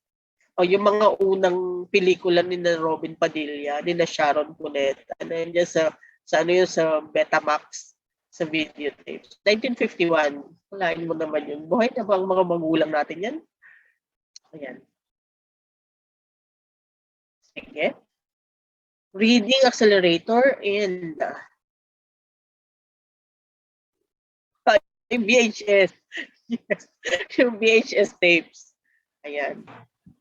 May parentahan pa niyan ha. Magkano renta din nung una. At saka, pagka meron kang ganyan, mayaman ka na sa buhay. May sinasabi ka. Naging status symbol din itong mga bagay na ito. These are time-tested materials. Yung iba sa atin, hindi naka-encounter yan. Pero I would like you to know that nung unang panahon, kung meron ka yan, that is really a status symbol. Kakaiba na ang buhay mo. Pag meron ka yung mga VHS na yan, mga player na yan. Yes.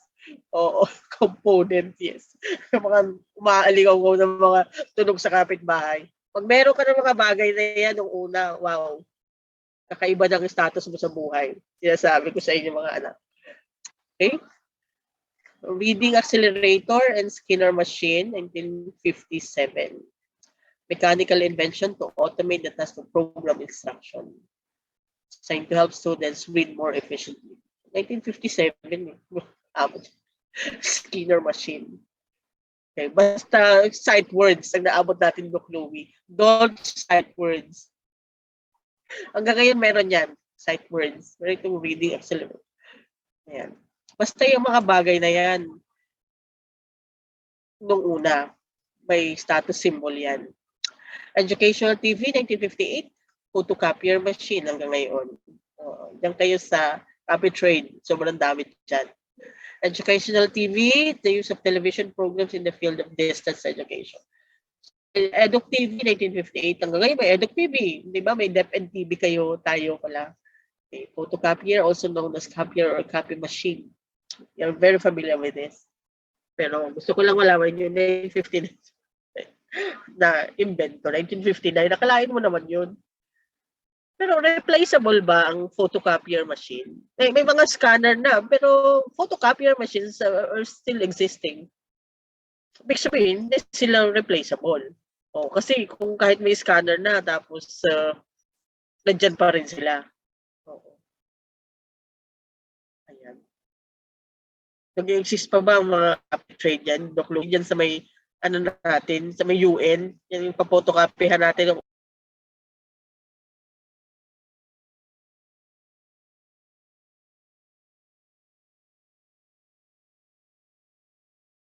Ng 1960 and film strip viewer, 1965. Ang liquid paper, replaceable na ba siya? Kasi mga pen, eraser, what do you call that? Can you educate me on that? Ano tawag doon? Yung ball pen na pang-erase.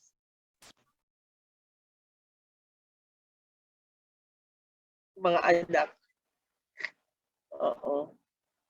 Pero liquid paper, maano kasi siya sa papel. Kailangan mo hipan pa para matuyo bago ka makapag-type ulit.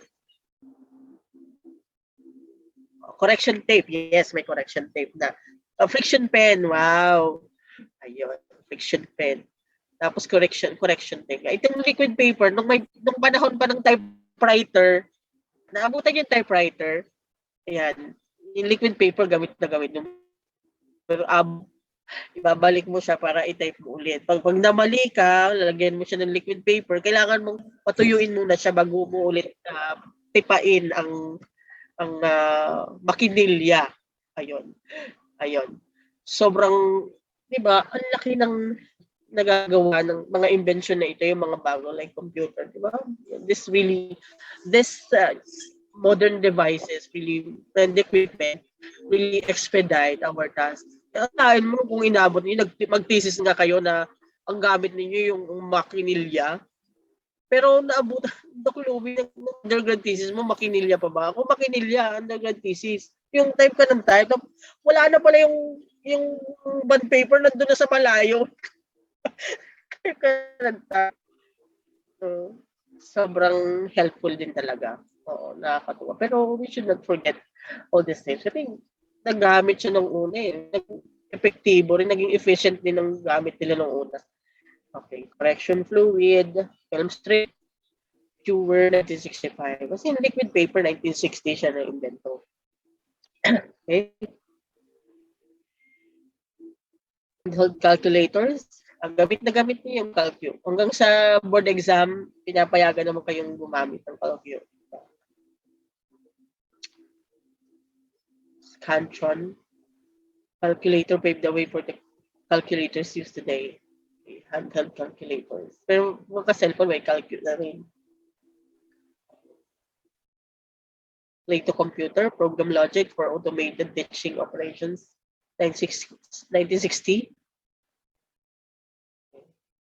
Naabutan niyo yung computer na parang may picture tube.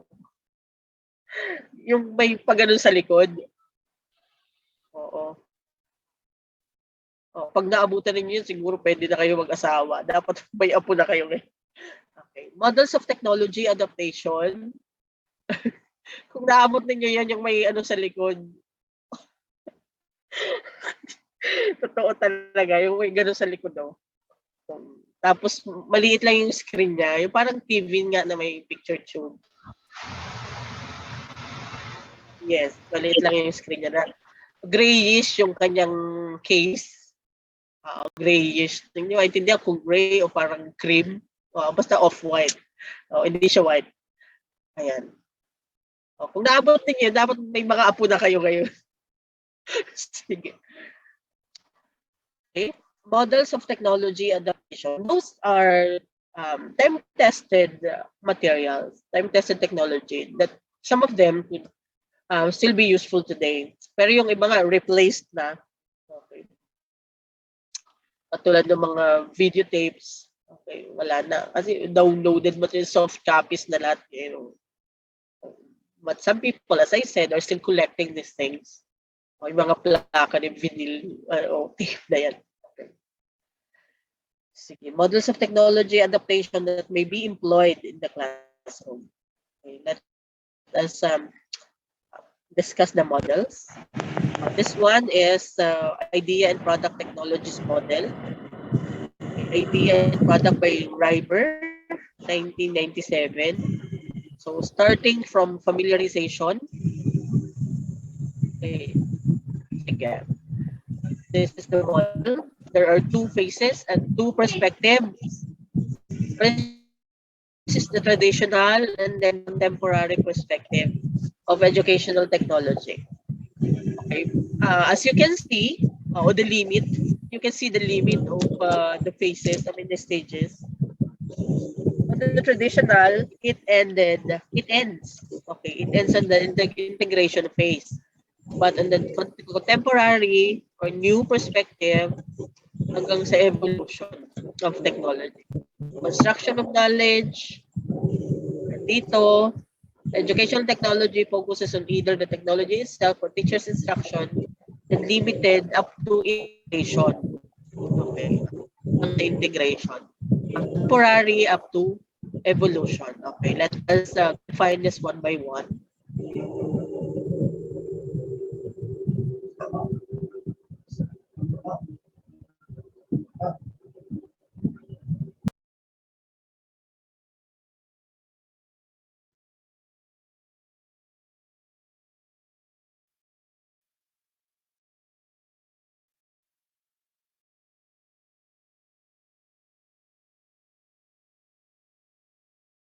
Okay, familiarization refers to the teacher's initial encounter with knowledge. So,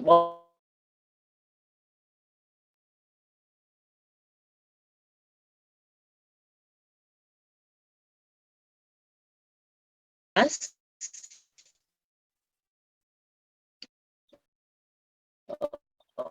all of us have been through this stage in familiarization, even in the use of keypad cell phones. Okay, the first thing is nation phase in terms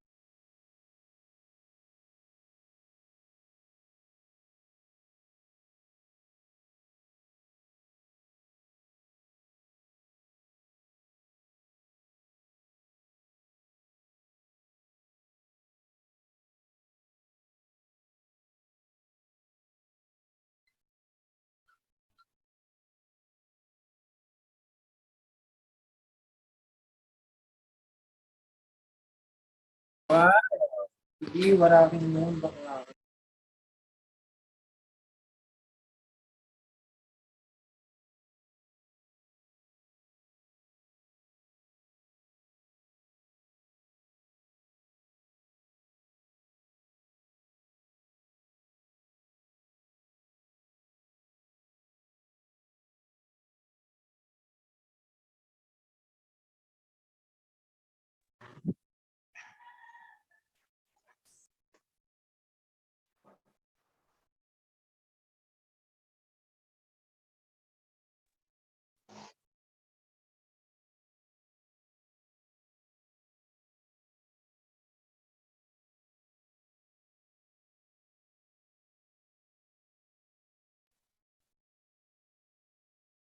I got disconnected po. My apologies. Okay, let's proceed to the stages of the model that I presented. As I said, the first stage is familiarization, and all of us have been through this stage. And some teachers still admit that up to the moment, some of them are still on the familiarization stage in terms of encounter with with the modern devices and modern equipment in teaching, like the use of computer, exploring applications in the computer, and some of our teachers still admit that they are on this stage. They are still on this stage of familiarization. But of course, they are good teachers, and their knowledge about this modern technology, their skill in this modern technology, I believe, does not define their being efficient and effective teachers. Okay? They are still familiarizing themselves, but they have proven a lot by producing quality graduates in the field. And as I said, our skills in the use of this modern technology do not define our capacity to become effective and efficient teacher. Okay, but the first stage, this model is familiarization. Okay, all of us have been through this. We familiarize even the use of the keypad cellphone, the Chloe, di ba? Lahat tayo na banu pa rin dyan eh. Nung unang panahon. Oo, nung panahon namin, pag meron kang 3315, naabutan ninyo yung 3315 na unit na cellphone, kaya type yes. Pag meron kang 3315, social ka na nun. Kasi sobrang mahal nun ng 3315. Diba, Doc Louie, parang mga 7,000 plus, 7,000 or 8,000. Disconnect ako ng pagka.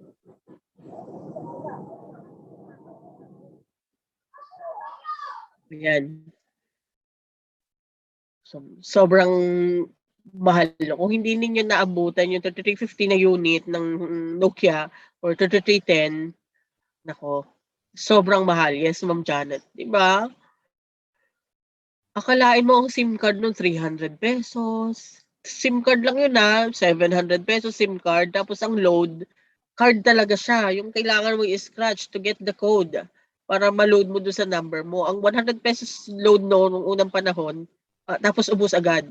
Tapos nahulog sa hulog sa baha. Ayan.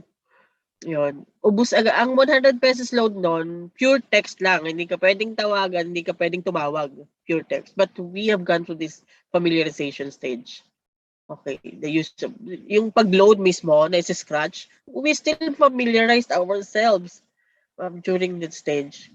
Paano ba ito? Kasi kailangan mong scratch and then send to ganyan-ganyang number para pumasok yung, kung gusto mo na makatawag nung una at matawagan ka din, 300 ang minimum load mo. Card yon. Kailangan mo talagang mag-ipon. Tsaka, di ba noon, hindi masyado usong lokohan sa cellphone kasi nga mahal ang load. Di ba magloko ka, 300 pesos load. Pero ngayon sobrang mura, unlimited na. Kaya ang mga cheating unlimited na rin, siguro. And that's how I theorize that. Anyway, that's just kidding. Okay, so familiarization is the first stage. Kahit ano bang gawin ninyo sa buhay, sa pagtuturo, familiarization, even in teaching. First, when you do the observation, you familiarize yourself with the setting, with the kind of learners in the classroom. Okay, familiarization. But in terms of encounter with technology, this is the first stage. Okay. Next, utilization is the second stage. It refers to the stage when teachers try out the technology in the classroom. So utilize after familiarizing yourselves. This pandemic, there were so many trainings for teachers about familiarizing them in the honing their skills in the use of in the manipulation of this modern technology. Sobrang dami yung training nung una nitong pandemic. And then after that, okay, naintindihan na ng Department of Education that you're ready to utilize. And so that's the second stage to try out the technology in the classroom. Okay, sobrang husay ng stages, first familiarization and utilization. The question is, are these materials available? Kasi meron pa ring mga guro na parang hindi daw sila naaabot ng mata ng Diyos, you know what I mean? Parang kulang din sila sa resources. Parang, nasan na ang supply? Okay, they are capable na. They are familiarized with it. They have familiarized themselves with it. They are ready to utilize. Pero the question is, where are these materials to be utilized in the classroom? Okay. Sige. So next is integration. Okay. It refers to the conscious and constant use of technology. So after familiarizing yourselves, this is utilization. You are ready to try it out. inside the classroom. And then when you say you integrate, it means that it's a usual or a normal part of the teaching learning process. Integration, it means that it becomes a usual part of the teaching learning process. Okay, so that's the third phase. Next phase is reorientation. Say reorientation, teachers rethink about and reflect their classroom practices. Okay, so it depends on your own capacity to reorient yourself. I mean, based on your analysis, is it helpful?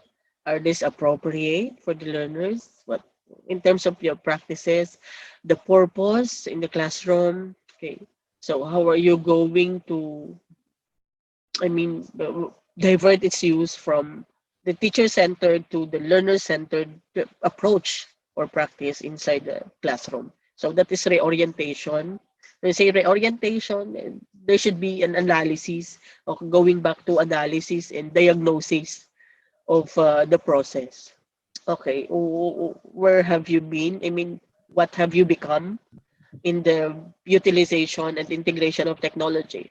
Was it a teacher-centered learning approach or a student-centered or learner-centered learning approach? That's the time that you have to reorient yourself. Okay, next is evolution. It refers to the phase where educational system as a whole and educational technology in particular evolved for changes for it become relevant and effective. Okay, so in say evolution from the most traditional, okay, from the traditional setup or traditional way of teaching with the use of chalkboard, Manila paper, and all. So our classrooms have evolved into a modern classroom. I mean, a smart classroom, a smart environment. That's how we call it. It's a smart campus. Diba? Parang smart campus. It sounds very positive. Pero yung smart campus just to mean that Wi-Fi is readily available for the learners and that modern equipment are available, something like that. So that's evolution from a traditional setup, the classroom, traditional way of teaching learning to a more progressive or, no, not progressive, because traditional, during our time, classes were progressive. Okay, but now, it evolved from a traditional setup to a more modern setup now. But in terms of being progressive, so nung una we were not questioning about the progressive component of the setup before and the teaching learning process. Progressive din naman sila kahit wala yung mga computer na yan, smart TV na yan, Wi-Fi na yan, progressive because they were able to produce the progressive products and successful products. Okay. Ayan. Other models, Toledo's model for technology adoption, 2005. Okay. Reintegration, characteristics, lack of university leadership, few faculty using computer technology, standalone classes, lack of infrastructure. Okay, siguro naman wala ng university or school sa Pilipinas na nasa pre-integration stage. Okay, according to this model of Toledo 2005. Okay, transition, change in support of leadership at the university, school, and departmental levels. Okay, increased interest and vision for the use of integration, the requirements of technology standards for shift. So, siguro meron pang nasa transition stage from the traditional to more modernized setup. Pero dito sa pre-integration, hindi ako naniniwala na meron pang nasa pre-integration stage na university sa bansa natin. Okay, development. Schools, colleges, and departments of education begin to complete tasks to infuse computer technology throughout the curriculum. So we are not guilty of this. May ICT integration sa curriculum natin. Acquisition of technical resources, hiring of educational technology faculty and specialists. We have that. Planning and implementation of new faculty development programmers. We have this. Okay, expansion. further movement in the department toward providing the needs, hardware, software. So, feeling ko naman ang mga university, especially CMU, nandito na yan sila sa system-wide integration. Okay. Computer technology being embedded into each of the teacher education, faculty and students' enthusiasm for integration in places. Okay. System-wide ang level nila. Marami na, halos lahat na siguro ng university. Okay. Product technologies. Ayan. So as teachers, we have to remember that technologies can be categorized as product or idea technologies. So, yan, simulation, that is an idea technology. When you model, that is an idea technology. Kaya nga sabi ko, mga estudyante natin, sometimes it's unfair for us na dapat teachers ang kanilang minomodel because as teachers, we are really very careful on how we act, how we talk to them, how we utter words. Kasi nga nasa embedded sa ating sa ating profession, we have to set good models as role models for the children. Pero hindi tayong ini-idolize nila. Hindi tayong minomodelo nila. Artista ang kanilang minomodelo. Okay. And these are idea technologies. Okay. Kaya when you set good example, feeling mo ina-idolize kayo ng mga estudyante, okay, you set good examples for them because that is an idea technology. Even if without telling them that you have to idolize me, you have to imitate me, okay, if they want to do that because they could see positive things about it, that is an idea technology. Okay. Product technologies, for instance, all other tangible materials involved in the teaching learning process. These are product technologies. Okay. Roles of technology, I won't read this one by one. Okay, you're very familiar with this. Okay, integral part, according to Bernardo and Gonzalez. Benefits, okay, supports and realizing the instructional objectives. Kaya nga, itong mga modern technology, this were really invented to be beneficial. Okay, it's just that it's up to us and it's up to our learners on how they're going to use them. They are using it, overusing it, or abusing it. Okay, it's up to them. But sige, let us make our learners understand these three things. Are you using it? And say you're using it for beneficial. Let's have it positively that if you use it, it means it's useful and it provides the purpose. Okay, but when you abuse it, you go beyond the purpose or even defeats the purpose of being beneficial. Okay, facilitates the effective learning acquisition, promotes, and okay, I won't read this one by one. Wainwright, 2016, 10 reasons why technology should be implemented in the classroom. It will help students in their future career, especially those who need wireless technology. Yeah. Technology. Kaya lang, dito sa implementation of technology inside the classroom, in the implementation ng online learning or distance learning, yeah, sa mga hybrid modality, integration of online and distance. So not everyone could really afford, not all our learners could afford this mode of delivery. And some of them still need hard copies or discussion of teachers. And again, these are some of the complexities of teaching nowadays. Okay? Kasi kahit gustuhin man natin na ibigay lahat sa kanila through Google Classroom, through email, but not all of them have these things. Okay? Kaya we have to deal with it. Okay. Educational technology. Technology addresses diversity, learning styles, chance to interact, prepare students, keep students engaged, makes the classroom a happier place. Okay. 10 reasons. Technology allows students to access updated info faster than before. Yeah. is valid. Okay, it's faster. But ang worry lang nito, ang danger lang nito is not all information is right. Okay, may mga fake news din, sinasabi natin. Kaya ang mga estudyante,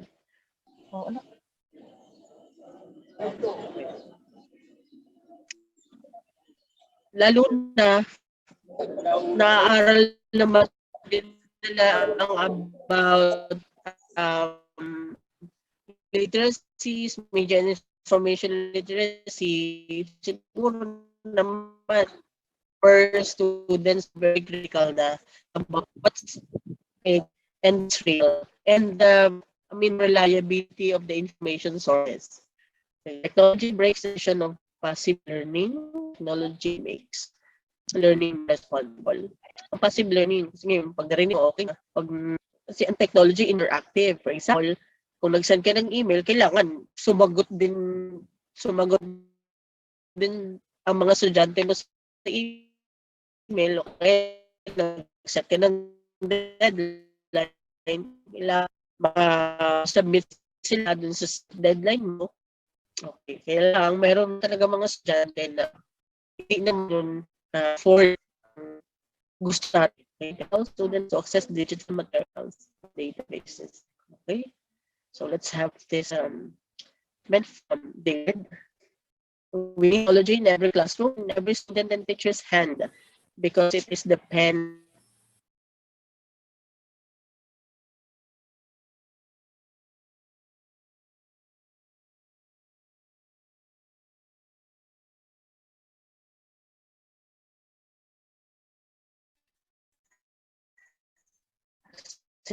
Yeah.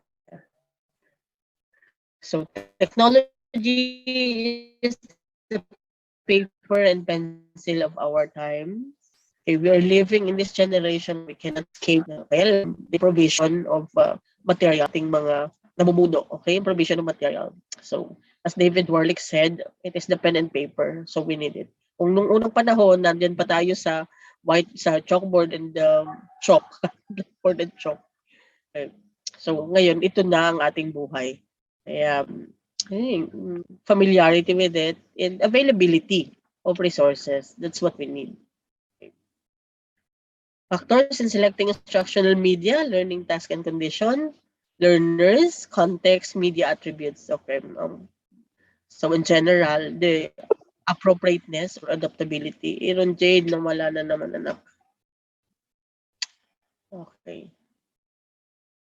Siya. Sige. Okay, quiet. Other factors, cost, accessibility, socio-political appropriateness, cultural friendliness, openness or flexibility, interactivity, motivational value, effectiveness. Yan. So Brock 2013 proposes the following considerations. Accessibility, learning curve, para-pareho naman sila ng sinasabi dun sa things to consider in ICT integration inside the classroom.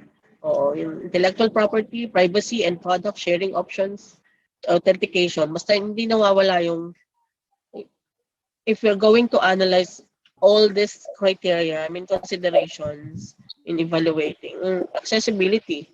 Tapos, yung affordability din talaga sa kanila. Di ba? Lahat ba sila nag-afford? Ini-integrate ng technology. Okay, preferences of the technology generation, text versus visual. Siyempre, visuals, ang estudyante. Linear versus hypermedia. Di ba? Hypermedia. Independent versus social learners. Most are social learners, of course. Learning to do versus learning to pass the test. Okay. Ano ba ang mga estudyante na ngayon? Oo. Lalo na nung naka-online sila. Learning to pass the test. Di ba? Minsan magpapasa sila, Doc Louie, sobrang haba. Pero makita mo, gawa ba nila ito? Di ba? Minsan lang mako-question din natin, patawaran tayo ng Panginoon. Pero yung sinubmit nila, parang questionable, lalo na kung na-encounter mo sila before. Yung hindi mo sila na-encounter, na parang mapapaisip ka is this student really good? Pero kung na-encounter mo na sila ng mga 2 taon, Louie, bago nag-pandemic, tapos nag-submit sila ng sobrang husay na pagkakasunod, Diyos ko, patawarin tayo ng Panginoon. Gawaan ba niya ito? Parang nagduda na sa kakayahan ng mga estudyante. Okay, delayed rewards versus instant gratification. Of course, they need instant gratification. Sa mga Google Forms, pag nagbigay tayo ng quiz doon, alam na kagad nila kung failed sila or passed sa ganyan. Ganun kabilis ang feedback. Noon, malalaman lang nila na pumasa sila pag nagbigay na tayo ng class start. Okay, rote memory versus fun learning. Of course, fun learning. Pero kailangan din nila mag-memorize. Okay? So, in the preparation and technology integration, educational technology, let us remember this cone of experience by Dale. Edward Dale. Ito. Kung yung creativity mo as teacher, okay, saan ka ba bumabagsak dito? So what they do, okay, ano ba yung mga activities na binibigay mo? Makakatulong ba sa kanila para ma-retain ang info? Okay. So dapat may collaboration, group activities, ma-activity. Kasi they learn from what they do, 90%. Okay. 70% of what they say and write, okay? 50% of what they hear and see. Kita mo yung what they read, kung bibigyan lang natin sila ng material. Kung i-analyze natin yung Dale's cone of experience, na sila, nagbabasa lang sila ng module, tapos hindi pa nila masyadong makontak si teacher, wala silang means of communication with teacher. 10% lang of what they read. Kaya yung mga sinasagot, ayaw din nilang magsagot. Ang nagsasagot si nanay o kaya si tutor because they don't fully understand. Kasi according to Dale's model, 10% lang natututunan nila what they read. Pero kung nasa school sila, bongga-bongga. May mga activities sila, magsusulat, at saka may explanation si teacher. At least kung 50%, winner na yun. Okay? Sige. Excuse me po, nawawala po yung PowerPoint.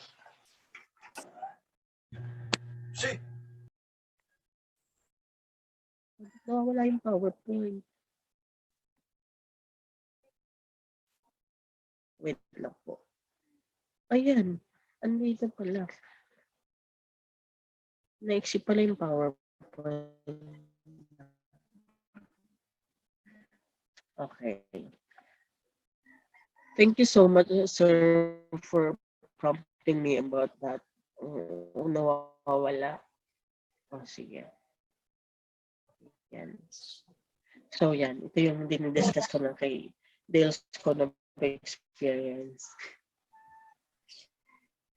Unstable kasi connectivity. Ilagay mo sa stable na ayan. Okay. So, since educational technology is about your creativity, artistic capacity of teacher to address issues inside the classroom and to address the needs, to attend to the needs of the learners, so we have to consider this. So if our learners learn 90% of what they do, it means that we have to provide them activities like collaboration, cooperation inside the classroom. What they say and write, is 70%, so it's important to participate. Design, collaborative.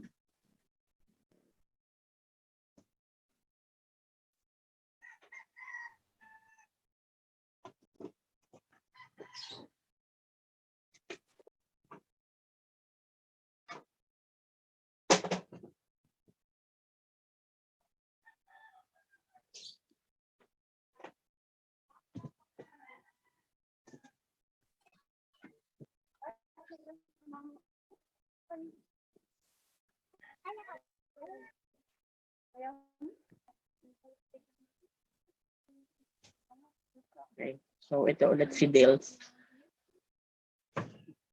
Nalalag. 10% of what they read, 20% of what they hear. Okay, so yun, just like what I said a few minutes ago, yung danger nung naka-modular sila, yung mga estudyante natin, di ba? Kasi reading material yun eh, hard copies na binigay natin sa kanila, and then the teachers were not readily available to explain blurred concepts to them. So 10% lang, 20% kung binasa kanila, kanilang mga magulang o tutor, 10% lang yung natutunan nila dun sa modules na binigay natin sa kanila. Okay, kaya importante din talaga no. Kahit dun sa mga modules may mga activity or mga performance task, ito yun is 90% of what they do. That's what teachers expected our students to do during the pandemic. Eh. Kasi nga physical distance sila, physically separated sila from teachers. Hindi sila din sigurado na nagawa ni bata o kaya natutunan niya talaga. Kasi kung reading material lang, 10% lang ang kanyang natutunan sa dun sa office. Kung hindi siya nagbasa, nasa yung 10. So, wala rin. So, ang model, if you are designing your lessons in terms of education technology, katulad na sinabi ko nga, because edu technology is all about our artistic capacity. Okay. To address issues.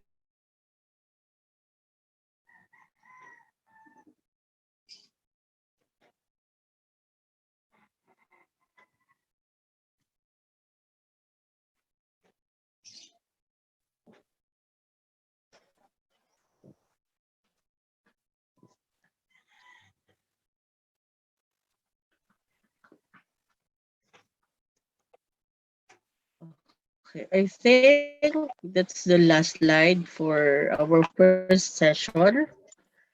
Thank you so much, everyone. See you again after a few minutes for our next subject. Do you have questions about the topics that I discussed?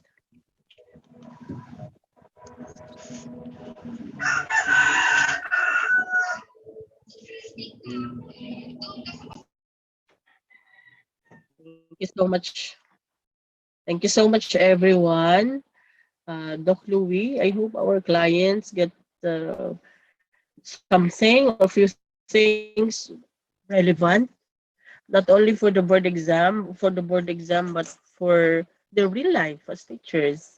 Kasi yung mga review naman natin, Doc Louie, these topics are not intended purely for the board exam, but to prepare our teachers for the field of teaching, to be very able and capable to teach and apply all these things. Okay. Thank you so much, everyone. See you again after a few minutes for building and enhancing new literacies. Okay. Bladder break for 20 minutes, Doc Louie. Pwede ba yun? 25. 25. Salamat po sa inyo. See you again po. Sige, pahinga muna konti.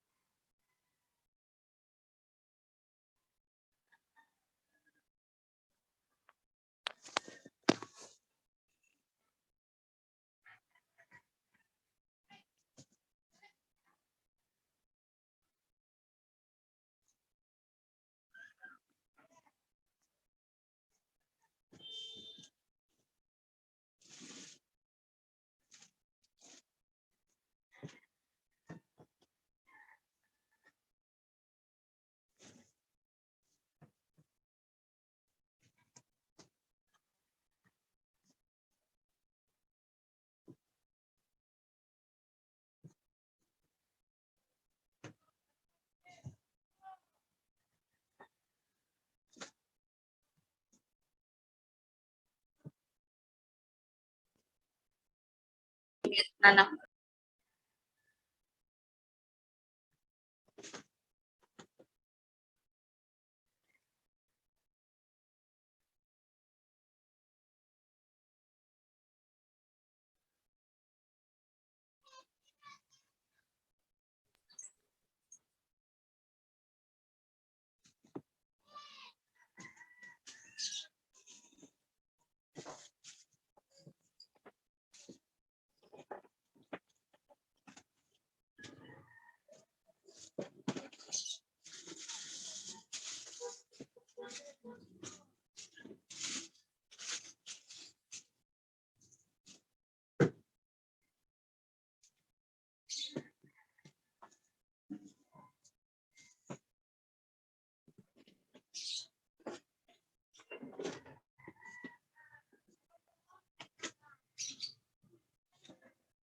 Yeah.